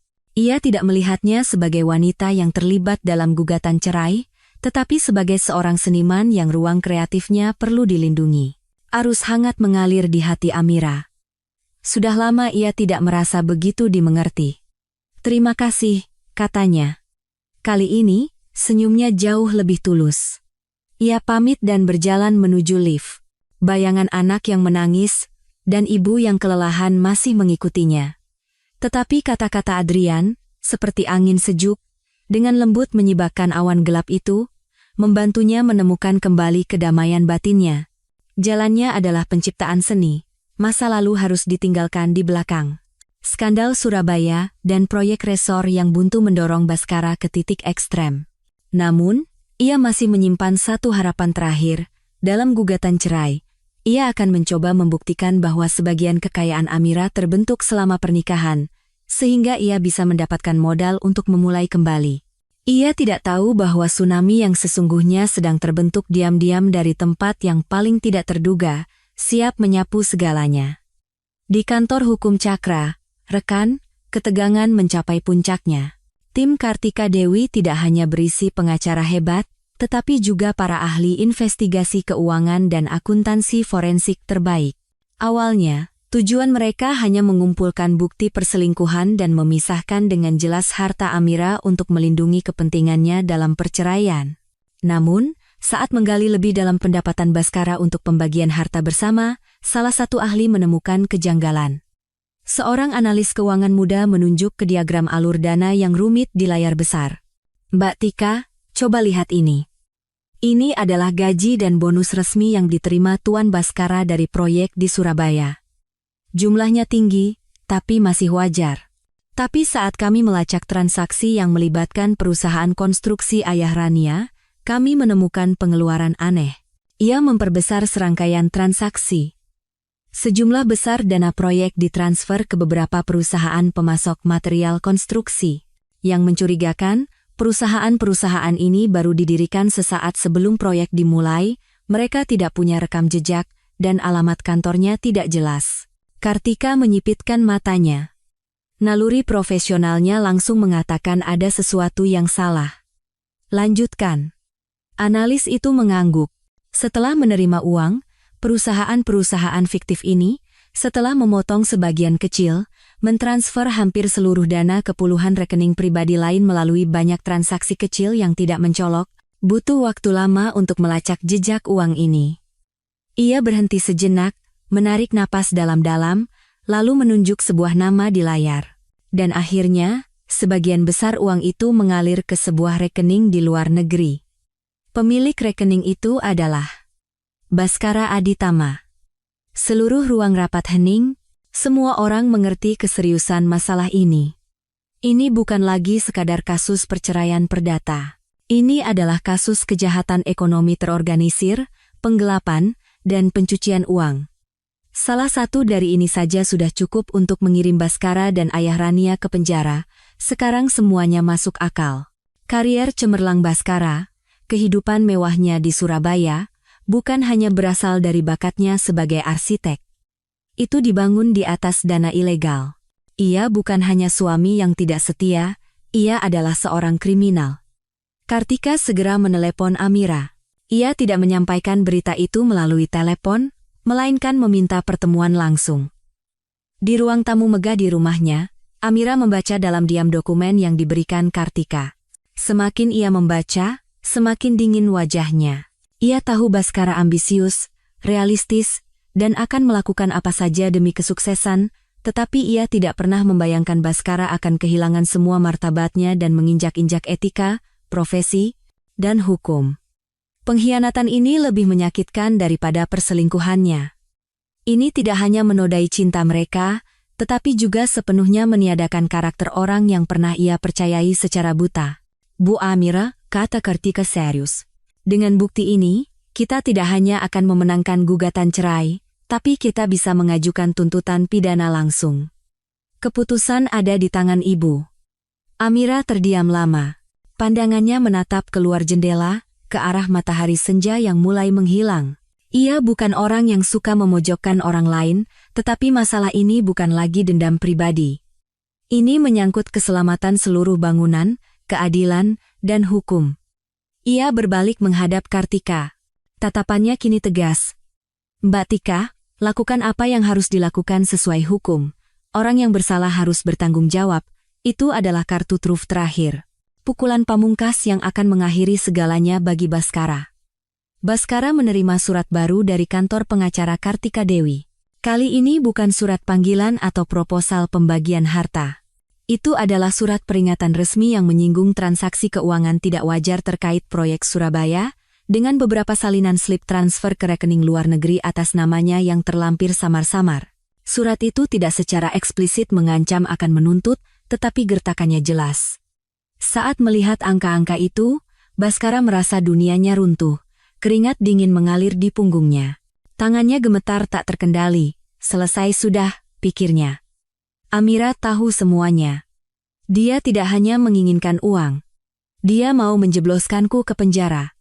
Ketakutan absolut melumpuhkan akal sehatnya. Ia berlari keluar dari ruang kerja seperti orang gila, mencari Rania. Rania sedang menyuapi Bima kecil yogurt di ruang keluarga. Baskara melemparkan kertas itu ke meja. Suaranya membuat anak itu kaget dan menangis. Apa ini? Jelaskan. Rania kaget, ia menenangkan anaknya lalu mengambil kertas itu.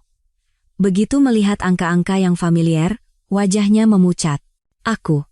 Aku tidak tahu apa-apa, gagapnya, menghindari tatapan Baskara. Baskara kehilangan kesabaran, ia mencengkeram bahu Rania dan mengguncangnya, hampir berteriak. Jangan pura-pura lagi. Sampai kapan kamu mau menipuku? Amira tahu semuanya. Dia punya semua buktinya. Dia akan menuntut kita. Kita akan masuk penjara. Mengerti? Penjara. Kata penjara adalah pisau yang menusuk ketakutan terbesar Rania. Topeng kelemahan dan status korbannya akhirnya hancur berkeping-keping. Ia menangis, tetapi kali ini bukan akting. Itu adalah teror murni.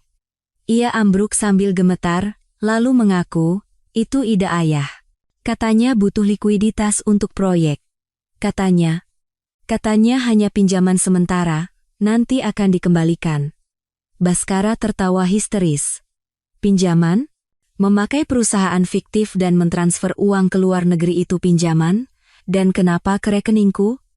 Karena kamu arsitek utamanya, Ishak Rania. Bisa dibenarkan. Ayah bilang itu akan lebih aman. Aku melakukannya demi kita. Ia mengangkat wajahnya yang basah air mata, mencoba memohon pada cinta Baskara. Aku ingin kamu punya masa depan yang stabil. Aku ingin memberikan Bima kehidupan terbaik. Aku pikir uang itu adalah uang keluarga kita. Kalau kita menikah, uangmu kan uangku juga, kan? Kata-katanya, alih-alih menghiburnya, justru seperti siraman air es. Ia melepaskan Rania dan mundur selangkah, menatapnya seolah baru pertama kali melihatnya. Seketika, semua potongan puzzle yang berserakan di kepalanya menyatu, membentuk gambaran yang utuh dan mengerikan. Kemunculannya di Surabaya, pengertian dan kelembutannya yang sempurna, cintanya yang tanpa syarat. Semuanya adalah sandiwara yang diperhitungkan dengan cermat. Ia bukanlah kekasih yang dipuja Rania. Ia hanyalah sebuah alat, pion yang berharga. Jabatannya sebagai arsitek utama, tanda tangannya, dan rekening banknya adalah yang benar-benar dibutuhkan oleh Rania dan ayahnya. Cinta yang ia agung-agungkan, pembenaran atas pengkhianatannya, ternyata adalah sebuah penipuan sejak awal. Baskara merasakan sakit yang tajam di dadanya. Napasnya sesak. Ia telah meninggalkan wanita yang benar-benar mencintainya, kehidupan yang tenang, demi ilusi yang diciptakan oleh dirinya sendiri dan para penipu ini. Ia terduduk lemas di sofa dengan tatapan kosong, ia telah kehilangan segalanya. Karier, reputasi, cinta. Dan sebentar lagi, mungkin kebebasannya juga. Drama di mana ia menjadi salah satu pemeran utamanya akhirnya berakhir, dan dialah yang akan membayar harga termahal. Beberapa jam setelah pertengkaran itu, apartemen diselimuti keheningan yang mencekam. Tangisan Bima kecil sudah berhenti. Rania sedang menenangkannya di kamar, sesekali isak tangisnya terdengar.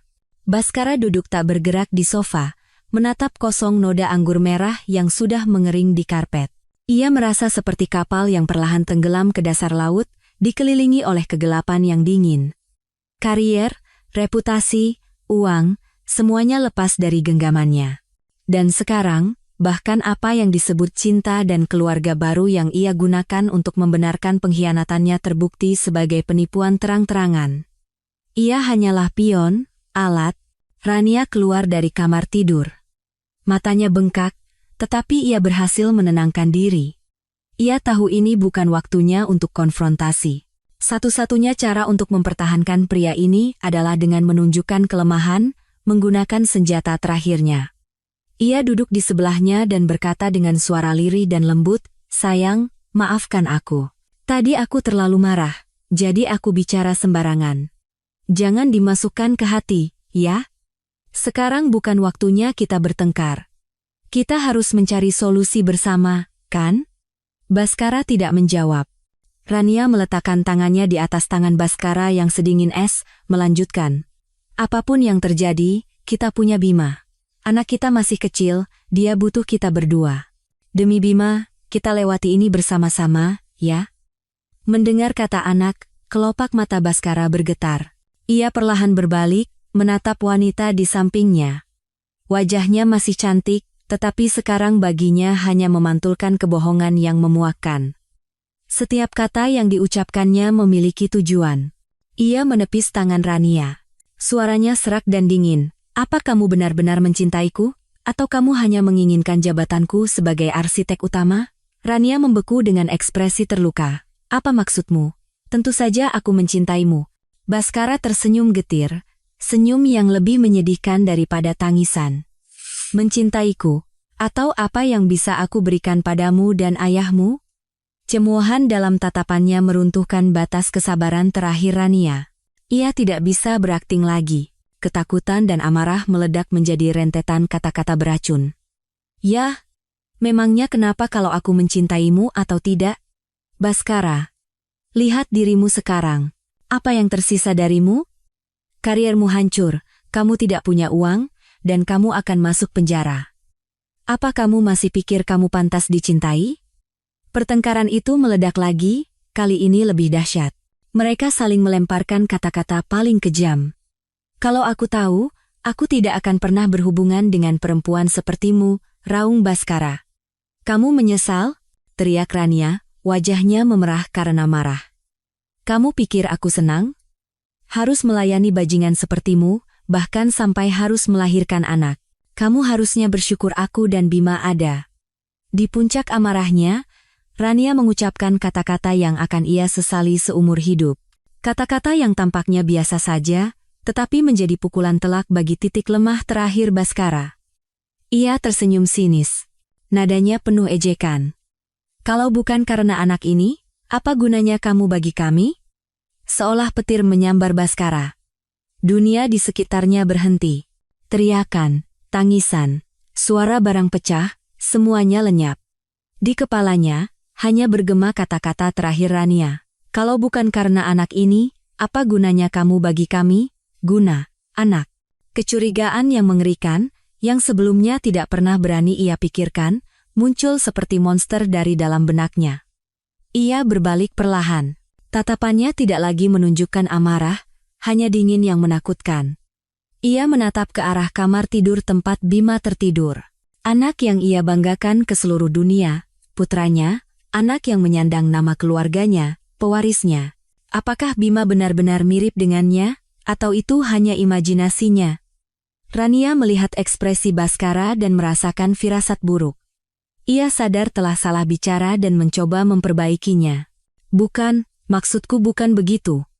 Aku hanya marah dan asal bicara. Tapi Baskara tidak lagi mendengarkannya. Tanpa kata, ia bangkit dengan tenang, masuk ke ruang kerja, dan mengunci pintu. Malam itu, saat Rania dan anaknya tertidur, ia diam-diam masuk ke kamar tidur.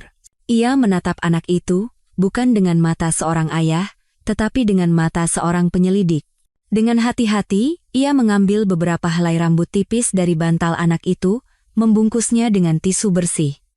Lalu, ia mencabut sehelai rambutnya sendiri. Ia memegang kedua sampel itu. Jantungnya berdebar kencang. Ia harus tahu kebenarannya.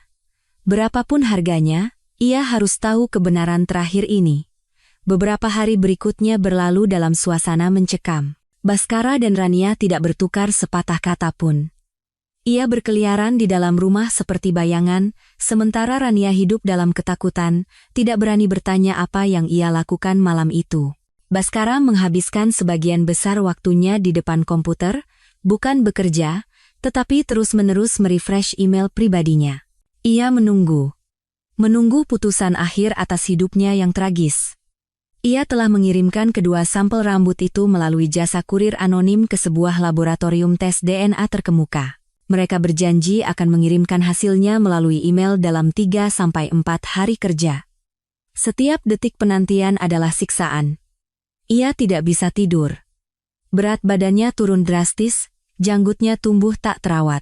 Ia tampak seperti menua 10 tahun. Kadang-kadang, ia tanpa sadar menatap Bima yang sedang bermain, mencoba mencari fitur yang familiar di wajah anak itu, sesuatu yang mirip dengannya. Tapi semakin ia mencari, anak itu terasa semakin asing. Senyumnya, tatapannya, tidak ada satupun yang mirip dengannya. Pada sore hari ketiga, saat ia sedang duduk melamun, notifikasi email baru muncul di layar. Jantung Baskara berhenti berdetak. Pengirim: Pusat Forensik Genetika. Subjek: hasil tes DNA, referensi Theta. Tangannya gemetar saat mengarahkan mouse ke email itu. Ia menarik napas dalam-dalam, mengumpulkan semua keberaniannya, dan mengklik. Ada file PDF terlampir. Ia membukanya. Laporan itu disajikan secara ilmiah dan dingin. Serangkaian penanda genetik, istilah teknis rumit yang tidak ia mengerti, tapi ia tidak perlu memahaminya. Matanya terpaku pada kesimpulan akhir yang ditulis dengan huruf tebal di dalam kotak. Analisis, kesimpulan. Berdasarkan analisis 24 penanda gen STR, perbandingan antara sampel dari terduga ayah, Baskara Aditama, dan sampel dari anak, Bima, menunjukkan ketidakcocokan pada 15 lokus genetik. Sesuai standar identifikasi genetik, disimpulkan bahwa sampel terduga ayah dan sampel anak tidak memiliki hubungan biologis sebagai ayah dan anak. Tidak memiliki hubungan biologis. Beberapa kata itu bagaikan palu yang menghantam kepala Baskara. Pada saat itu, dunianya hancur berkeping-keping. Semua suara lenyap. Suara televisi di ruang tamu, tawa Bima, tidak ada yang terdengar. Hanya raungan panik yang bergema di dalam dadanya sendiri. Ia telah kehilangan karier, reputasi, uang. Ia telah kehilangan wanita yang benar-benar mencintainya, dan sekarang, hal terakhir yang ia pegang teguh kebanggaan memiliki seorang putra, pewaris darahnya juga hilang. Semuanya sandiwara. Sandiwara sempurna di mana ia adalah korban sekaligus pemeran pembantu yang bodoh. Ia tidak hanya ditipu soal uang dan cinta, ia ditipu untuk membesarkan anak laki-laki lain. Penghinaan ini lebih menyakitkan daripada perceraian dengan Amira, lebih mengerikan daripada masuk penjara. Tawa kering dan mengerikan keluar dari tenggorokannya. Ia mulai tertawa semakin keras, semakin panik. Ia menertawakan kebodohannya, menertawakan kelicikan orang-orang yang menipunya, menertawakan hidupnya yang menyedihkan. Air mata mengalir dari matanya, bercampur dengan tawanya yang kasar. Ia menundukkan kepalanya ke keyboard. Bahunya yang lebar bergetar hebat. Dulu, ia berada di puncak, memiliki segalanya. Tapi karena satu keputusan yang salah, karena keserakahan dan egoisme, ia telah menghancurkan segalanya dengan tangannya sendiri. Dan sekarang, ia tidak punya apa-apa lagi. Benar-benar tidak ada. Kehancuran Baskara terjadi lebih cepat dari yang dibayangkan siapapun. Setelah pukulan terakhir mengenai status anak itu, ia menjadi cangkang kosong. Ia tidak lagi berdebat atau berteriak. Dengan keheningan yang menakutkan, ia mengusir Rania dan anak itu dari apartemen. Ia telah kehilangan segalanya. Kantor arsitekturnya memecatnya untuk menghindari masalah. Mitra-mitra lamanya memunggunginya. Teman-temannya menghindarinya. Rekeningnya dibekukan. Ia menghadapi rentetan tuntutan hukum dari pengembang dan klien. Apartemen mewahnya terancam disita oleh bank. Dari seorang arsitek berbakat di puncak, ia jatuh ke jurang tanpa jaring pengaman. Di hari-hari tergelap dan paling putus asanya, saat alkohol atau rokok tak mampu meringankan penderitaannya, satu-satunya bayangan yang muncul di benaknya adalah sosok Amira. Bukan Amira jiwa sutra yang cemerlang dan tak terjangkau sekarang, tetapi Amira yang dulu, istri yang lembut dan pengertian yang selalu ada di sisinya di saat-saat tersulit. Dia adalah sedotan terakhirnya. Dengan sisa tenaga terakhirnya, ia pergi ke rumah megah Amira. Ia tidak lagi mengenakan setelan mahal. Kemeja kusut dan pudar, celana lusuh, janggut yang tidak dicukur berhari-hari, rambut acak-acakan, mata cekung dan merah. Ia tampak seperti gelandangan, ia bahkan tidak bisa melewati gerbang. Satpam menatapnya dengan pandangan menghina dan menghalanginya. Ia terpaksa menunggu di seberang jalan, berharap bisa melihat Amira sekilas. Ia menunggu dari pagi hingga senja. Saat lampu jalan mulai menyala, akhirnya Bentley hitam yang familiar itu kembali. Saat mobil berhenti di depan gerbang, ia berlari. Amira. Amira baru saja turun dari mobil. Melihat kondisi Baskara, ia tidak menunjukkan keterkejutan sedikitpun, seolah sudah menduganya. Tatapannya tenang, tanpa gejolak. Sopir dan satpam hendak turun tangan, tetapi Amira menggelengkan kepala. Ia memberi isyarat agar mereka mundur dan menatap pria di hadapannya. "Apa yang kamu inginkan dariku?"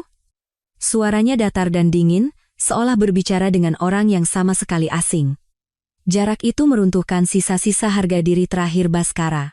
Ia melihat Amira yang masih cantik dan anggun, lalu melihat pantulan dirinya di badan mobil, kontras yang kejam itu membuatnya hancur total. Ia tidak berkata apa-apa, hanya perlahan, dengan hati-hati, berlutut di tengah jalanan mewah itu, di bawah cahaya lampu jalan yang kekuningan. Pria yang pernah menjadi perwujudan kebanggaan, untuk pertama kalinya dalam hidupnya, berlutut. Air matanya jatuh, bukan lagi akting. Air mata dari seorang pria yang benar-benar kalah. "Amira. Maafkan aku," ia mulai bicara dengan suara terputus-putus karena isak tangis. "Aku tahu sudah terlambat, tapi aku benar-benar salah."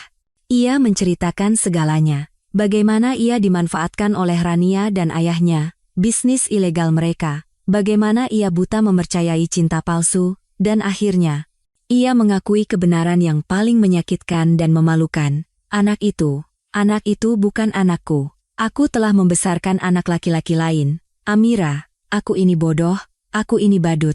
Ia mengangkat wajahnya yang basah air mata, menatap Amira dengan keputusasaan total, seperti binatang terluka yang memohon belas kasihan. "Aku sudah kehilangan segalanya. Karierku, reputasiku, teman-temanku. Semuanya. Aku akan masuk penjara. Amira, aku tidak minta kamu memaafkanku.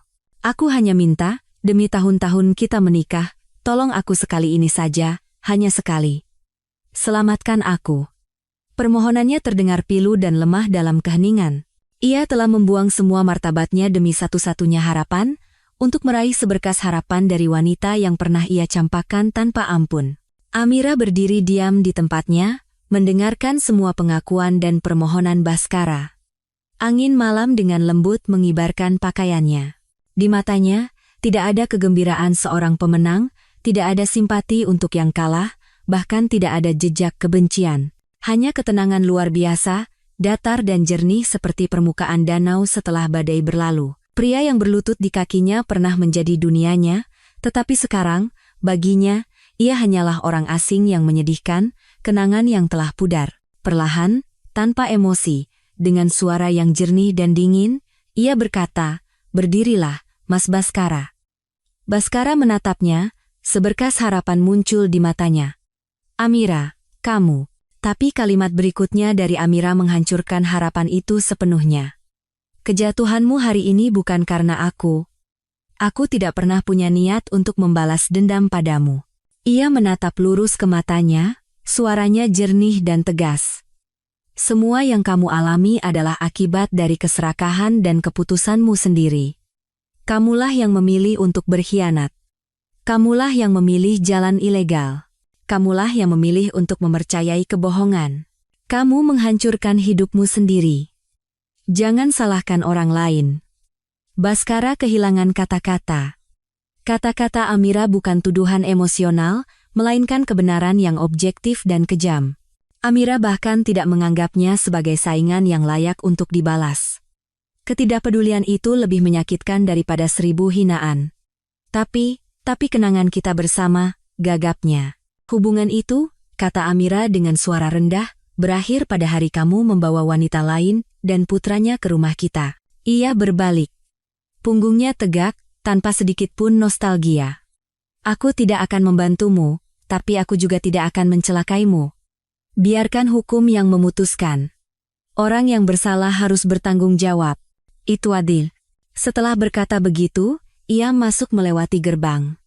Gerbang besi yang berat itu perlahan tertutup dengan suara derit pelan, seperti pisau yang memutus benang terakhir yang menghubungkan mereka.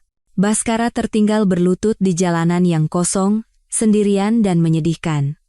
Ia tahu, segalanya benar-benar telah berakhir. Seminggu kemudian, sidang putusan cerai mereka digelar. Suasana di dalam ruang sidang khusyuk dan dingin. Semuanya berjalan cepat dan tertib. Amira Larasati, sang penggugat, duduk dengan punggung tegak dan wajah tenang. Ia mengenakan setelan krem yang elegan. Baskara Aditama, sang tergugat, duduk dengan lesu dan tatapan kosong, seperti boneka yang talinya putus. Ketika hakim menyatakan perceraian dikabulkan berdasarkan bukti yang jelas, Baskara tidak bereaksi. Amira menerima salinan putusan dari pengacaranya dan menandatangani dokumen yang diperlukan dengan goresan pena yang tegas dan mantap. Setelah selesai, ia bangkit dan, tanpa melirik Baskara sekalipun, meninggalkan ruang sidang bersama pengacaranya. Pintu terbuka, membanjiri koridor dengan cahaya matahari sore yang cerah. Amira menyipitkan matanya dan menarik napas dalam-dalam, menghirup udara segar. Ia benar-benar bebas. Mulai sekarang, apapun yang terjadi pada Baskara, putusan apapun yang ia terima, tidak ada lagi hubungannya dengan Amira. Di hadapannya, terbentang langit yang luas, menunggunya untuk melebarkan sayap. Keadilan, meskipun terkadang lambat, pasti akan datang. Nasib Baskara dan keluarga Rania adalah bukti paling nyata. Setelah perceraian, bukti kejahatan keuangan yang dikumpulkan oleh tim Kartika Dewi secara resmi diserahkan kepada pihak berwenang. Investigasi besar-besaran dimulai. Selubung yang menutupi konspirasi kotor mereka akhirnya tersingkap. Di hadapan bukti yang tak terbantahkan, Baskara dan ayah Rania tidak bisa lagi saling menyalahkan. Tidak ada lagi pertengkaran dramatis, tidak ada tuduhan sambil menangis. Media yang sebelumnya memuji Baskara kini berlomba-lomba mengungkap semua kejahatan dirinya dan keluarga Rania. Mereka bersama-sama mendirikan perusahaan fiktif, memalsukan kontrak, dan menggelapkan dana besar dari proyek Surabaya. Arsitek jenius atau penipu ulung, kerajaan konstruksi Mendoza runtuh karena keserakahan. Di pengadilan, Baskara hancur total. Ia mengakui semua kejahatannya tanpa perlawanan. Dengan tuduhan penggelapan, pencucian uang, dan pelanggaran undang-undang tata ruang, ia menerima hukuman berat yang akan mengubur masa keemasan hidupnya di balik jeruji besi. Ayah Rania, sebagai dalang utama, menghadapi hukuman serupa. Perusahaan konstruksi yang ia bangun seumur hidup dinyatakan pailit, dan semua asetnya disita untuk membayar ganti rugi. Rania, meskipun tidak terlibat langsung dalam kejahatan, perannya sebagai kaki tangan dan penikmat hasil kejahatan tidak membuatnya luput dari hukum. Dalam proses penyelidikan, terungkap kebenaran yang lebih mengejutkan. Kekasih sejatinya, dan ayah biologis Bima, adalah wakil direktur di perusahaan konstruksi ayahnya, seorang pria yang sudah menikah. Rania dan kekasihnya telah merencanakan segalanya sejak awal. Mereka memanfaatkan kenaifan dan ambisi Bhaskara untuk menjadikannya pion sempurna, penutup hubungan terlarang mereka sekaligus alat untuk bisnis penipuan mereka. Cinta yang ia akui pada Bhaskara hanyalah sandiwara yang diperhitungkan hingga detail terkecil. Saat semuanya terungkap, kekasihnya melarikan diri ke luar negeri, meninggalkannya sendirian menanggung akibatnya. Keluarga pria itu yang berpengaruh menggunakan uang dan kekuasaan untuk memutuskan hubungan, menjadikan Rania satu-satunya yang bertanggung jawab. Tanpa uang, tanpa dukungan, dan tanpa kecantikannya yang dulu, menghadapi hukuman percobaan dan utang yang sangat besar, Rania akhirnya membayar harga untuk intrik dan keserakahannya. Bima kecil, tanpa ada yang merawat, akhirnya diserahkan ke panti asuhan. Sementara itu, Ibu Wati, Ibu Bhaskara, tidak kuat menahan guncangan saat mendengar putra satu-satunya masuk penjara dan hartanya lenyap. Ia menderita stroke parah yang membuatnya lumpuh separuh badan, menghabiskan sisa hidupnya di rumah sakit dengan perawatan dari perawat. Mimpinya memiliki cucu pewaris dan menantu kaya yang akan menopangnya sirna, hanya menyisakan penderitaan dan penyesalan di kamar rumah sakit yang dingin. Masing-masing menuai apa yang mereka tanam. Pusaran keserakahan, pengkhianatan, dan kebohongan akhirnya menghancurkan dirinya sendiri, mengembalikan kedamaian kepada mereka yang tidak bersalah. Beberapa bulan kemudian, ketika kebisingan kasus itu mereda, kehidupan Amira telah sepenuhnya kembali ke orbitnya yang cemerlang dan damai. Ia tidak lagi tertarik pada berita tentang orang-orang itu. Baginya, mereka adalah orang asing, debu yang telah disapu angin dari hidupnya.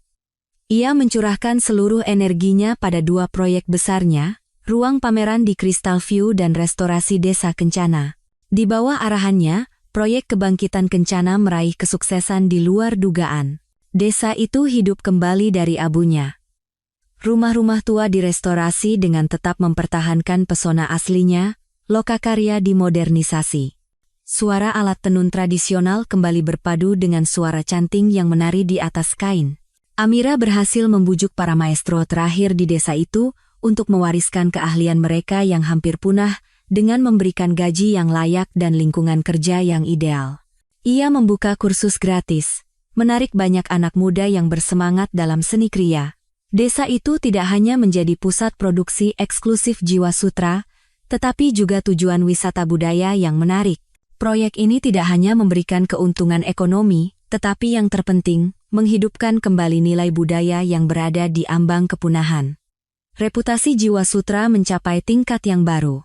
Bukan lagi sekadar merek mewah, tetapi merek yang memiliki hati nurani dan nilai kemanusiaan yang mendalam. Amira yang sekarang telah benar-benar berubah. Ia bukan lagi ibu rumah tangga yang terkurung di dapur, bukan juga wanita besi yang selalu defensif. Ia menemukan keseimbangan sempurna dalam hidup. Ia adalah pemimpin yang tegas dan seniman yang kreatif. Di luar pekerjaan, ia kembali menjadi dirinya sendiri. Ia menghabiskan waktu membaca, minum teh, merangkai bunga.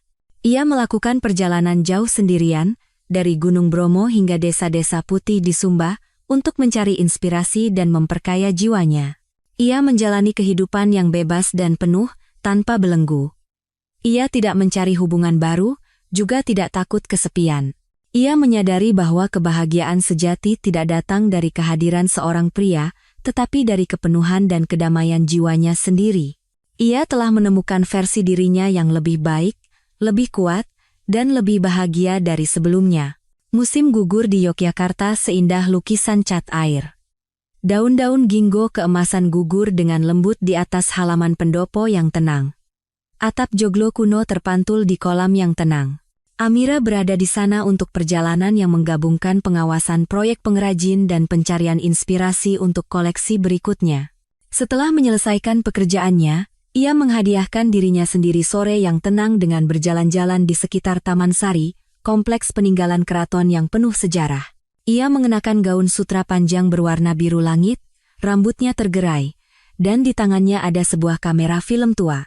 Ia menghindari keramaian, memilih jalan setapak yang paling sepi, merasakan harmoni yang halus antara arsitektur, vegetasi, dan air. Saat ia sedang berada di sebuah jembatan kecil, mengamati ikan koi di kolam, sebuah suara yang hangat dan familiar terdengar di belakangnya. Jika saya tidak salah, Beginilah cara seorang seniman sejati mencari inspirasi, Amira berbalik. Sedikit keterkejutan muncul di matanya. Beberapa langkah darinya, berdiri Adrian Wijaya, tersenyum lembut. Ia tidak mengenakan setelan bisnis, melainkan jaket abu-abu muda dan celana santai. Ia terlihat lebih dekat dan lebih santai, bukan seperti seorang presiden direktur konglomerat. Pak Adrian, kebetulan sekali. Ada urusan apa di Yogyakarta? Adrian mendekat dan bersandar di pagar jembatan di sebelahnya. Saya punya proyek hotel butik seni di sini. Sesekali saya datang untuk mengawasi, sekaligus untuk lari dari hiruk-pikuk Jakarta. Sepertinya hobi kita mirip. Mereka tidak berkata apa-apa lagi, hanya diam menatap pemandangan. Tapi itu bukan keheningan yang canggung, justru sebaliknya. Seolah keduanya saling memahami dan menghormati ruang masing-masing. Setelah beberapa saat, Adrian memecah keheningan. Proyek desa kencana Anda, saya sudah mendengarnya. Itu adalah hal yang sangat berarti. Anda bukan hanya seniman berbakat, tetapi juga orang yang berhati besar. Amira menggelengkan kepala. Saya hanya melakukan apa yang saya yakini benar. Seni batik telah memberi saya segalanya, jadi saya harus melakukan sesuatu untuk membalas akarnya. Mereka mulai berjalan bersama menyusuri lorong-lorong berliku dan taman-taman yang terawat. Percakapan mereka bukan tentang bisnis atau kontrak miliaran.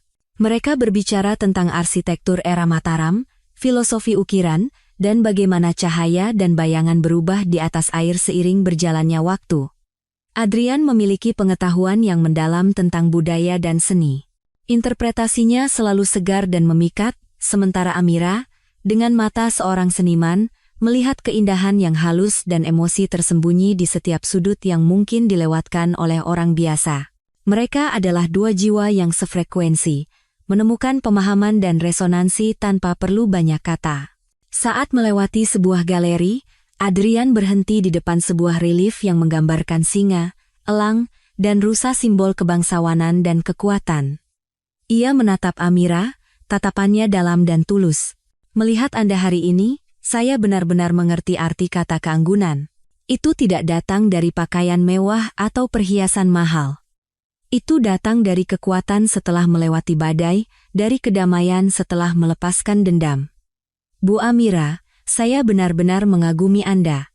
Kata-katanya bukan rayuan kosong. Itu adalah pengakuan, rasa hormat yang datang dari hati. Untuk pertama kalinya, seorang pria melihat menembus dirinya, mengaguminya bukan karena ia adalah direktur jiwa sutra yang kaya, tetapi hanya karena ia adalah Amira. Perasaan hangat dan lembut menyebar di hati Amira. Ia tersenyum tipis, senyum yang jernih dan benar-benar bersinar seperti matahari musim gugur. Terima kasih, Pak Adrian. Mereka tidak berbicara tentang masa depan, tidak membuat janji apapun. Hanya sore hari berjalan-jalan bersama, berbagi pemikiran tentang seni dan kehidupan. Tetapi sepercik api halus, yang didasarkan pada pemahaman dan rasa hormat, tampaknya menyala di tengah suasana Yogyakarta yang tenang dan kuno. Amira kembali ke rumahnya di Jakarta pada suatu sore akhir pekan. Cahaya keemasan matahari senja masuk melalui jendela besar, mewarnai setiap ruang. Ia menyiapkan sepoci teh melati, aromanya yang murni memenuhi ruangan. Dengan cangkir teh hangat di tangan, ia berdiri di dekat jendela, diam-diam memandangi cakrawala kota, gedung-gedung pencakar langit masih berdiri megah, lalu lintas mengalir tanpa henti. Jakarta masih semeriah dan sesibuk biasanya, tetapi cara pandang orang yang melihatnya telah berubah total. Di benaknya, tidak ada lagi bayangan Baskara atau Rania. Orang-orang itu, cerita itu, telah benar-benar menjadi masa lalu, seperti mimpi buruk yang meskipun meninggalkan bekas luka, tidak lagi menyakitkan. Ia telah belajar memaafkan, bukan mereka, tetapi dirinya sendiri, agar bisa melangkah maju dengan ringan. Sebuah pikiran sekilas tentang sore di Yogyakarta, tentang tatapan mata yang dalam dan pria yang sefrekuensi itu, memunculkan senyum tipis di bibirnya. Itu adalah pertemuan yang indah, sebuah kemungkinan di masa depan, tetapi ia tidak mengharapkan atau terburu-buru. Kebahagiaannya tidak lagi bergantung pada ada atau tidaknya seorang pria di sisinya. Ia meletakkan cangkir tehnya dan naik ke lantai 3, ke studio pribadinya. Ruangan itu selalu rapi dan sunyi. Bau sutra baru bercampur dengan aroma cendana menciptakan suasana yang menenangkan jiwanya. Ia mendekati sebuah kuda-kuda kosong dengan pembidang sulam kayu yang terpasang. Ia tidak memilih sutra berwarna-warni, melainkan mengeluarkan sepotong sutra putih bersih kualitas terbaik, sehalus dan selembut kulit bayi. Dengan jari-jarinya yang panjang dan lentik, ia dengan hati-hati meregangkan kain itu di atas pembidang. Setiap gerakan terampil dan penuh konsentrasi. Kain putih itu terbentang sempurna, tanpa satupun kerutan. Bagaikan selembar kanvas kosong yang menunggu cerita baru untuk ditulis. Ia duduk dan membuka kotak benang sulamnya. Ratusan gulungan benang dari setiap warna yang bisa dibayangkan berkilauan di bawah cahaya, tertata rapi. Ia tidak terburu-buru memilih, hanya diam memandanginya. Sementara itu, ide dan garis mulai terbentuk di benaknya. Apa yang akan ia sulam di kain ini? Feniks yang menyala-nyala, simbol kebangkitannya? Magnolia putih bersih, simbol kedamaian batinnya? Atau pemandangan gunung dan sungai yang megah, simbol kebebasannya? Ia tidak tahu, dan ia tidak perlu memutuskan sekarang juga. Hidupnya kini seperti kain putih itu. Bentuk dan warna apa yang akan diambil di masa depan sepenuhnya adalah pilihannya, di tangannya sendiri. Ia mengambil segulung benang berwarna biru toska, warna harapan dan awal yang baru. Dengan jari-jari yang lincah, ia memasukkan benang itu ke dalam jarum perak. Di bawah cahaya lampu kuning yang hangat, Amira duduk dengan punggung tegak, tatapan fokus, dan membungkuk. Ia menusukkan jarumnya ke kain sutra putih bersih, membuat jahitan pertamanya. Satu jahitan, lalu satu lagi. Pelan, mantap, dan penuh percaya diri. Dengan tangannya sendiri, ia sedang menyulam permadani masa depannya. Masa depan yang cerah, bebas, dan ia tentukan sendiri.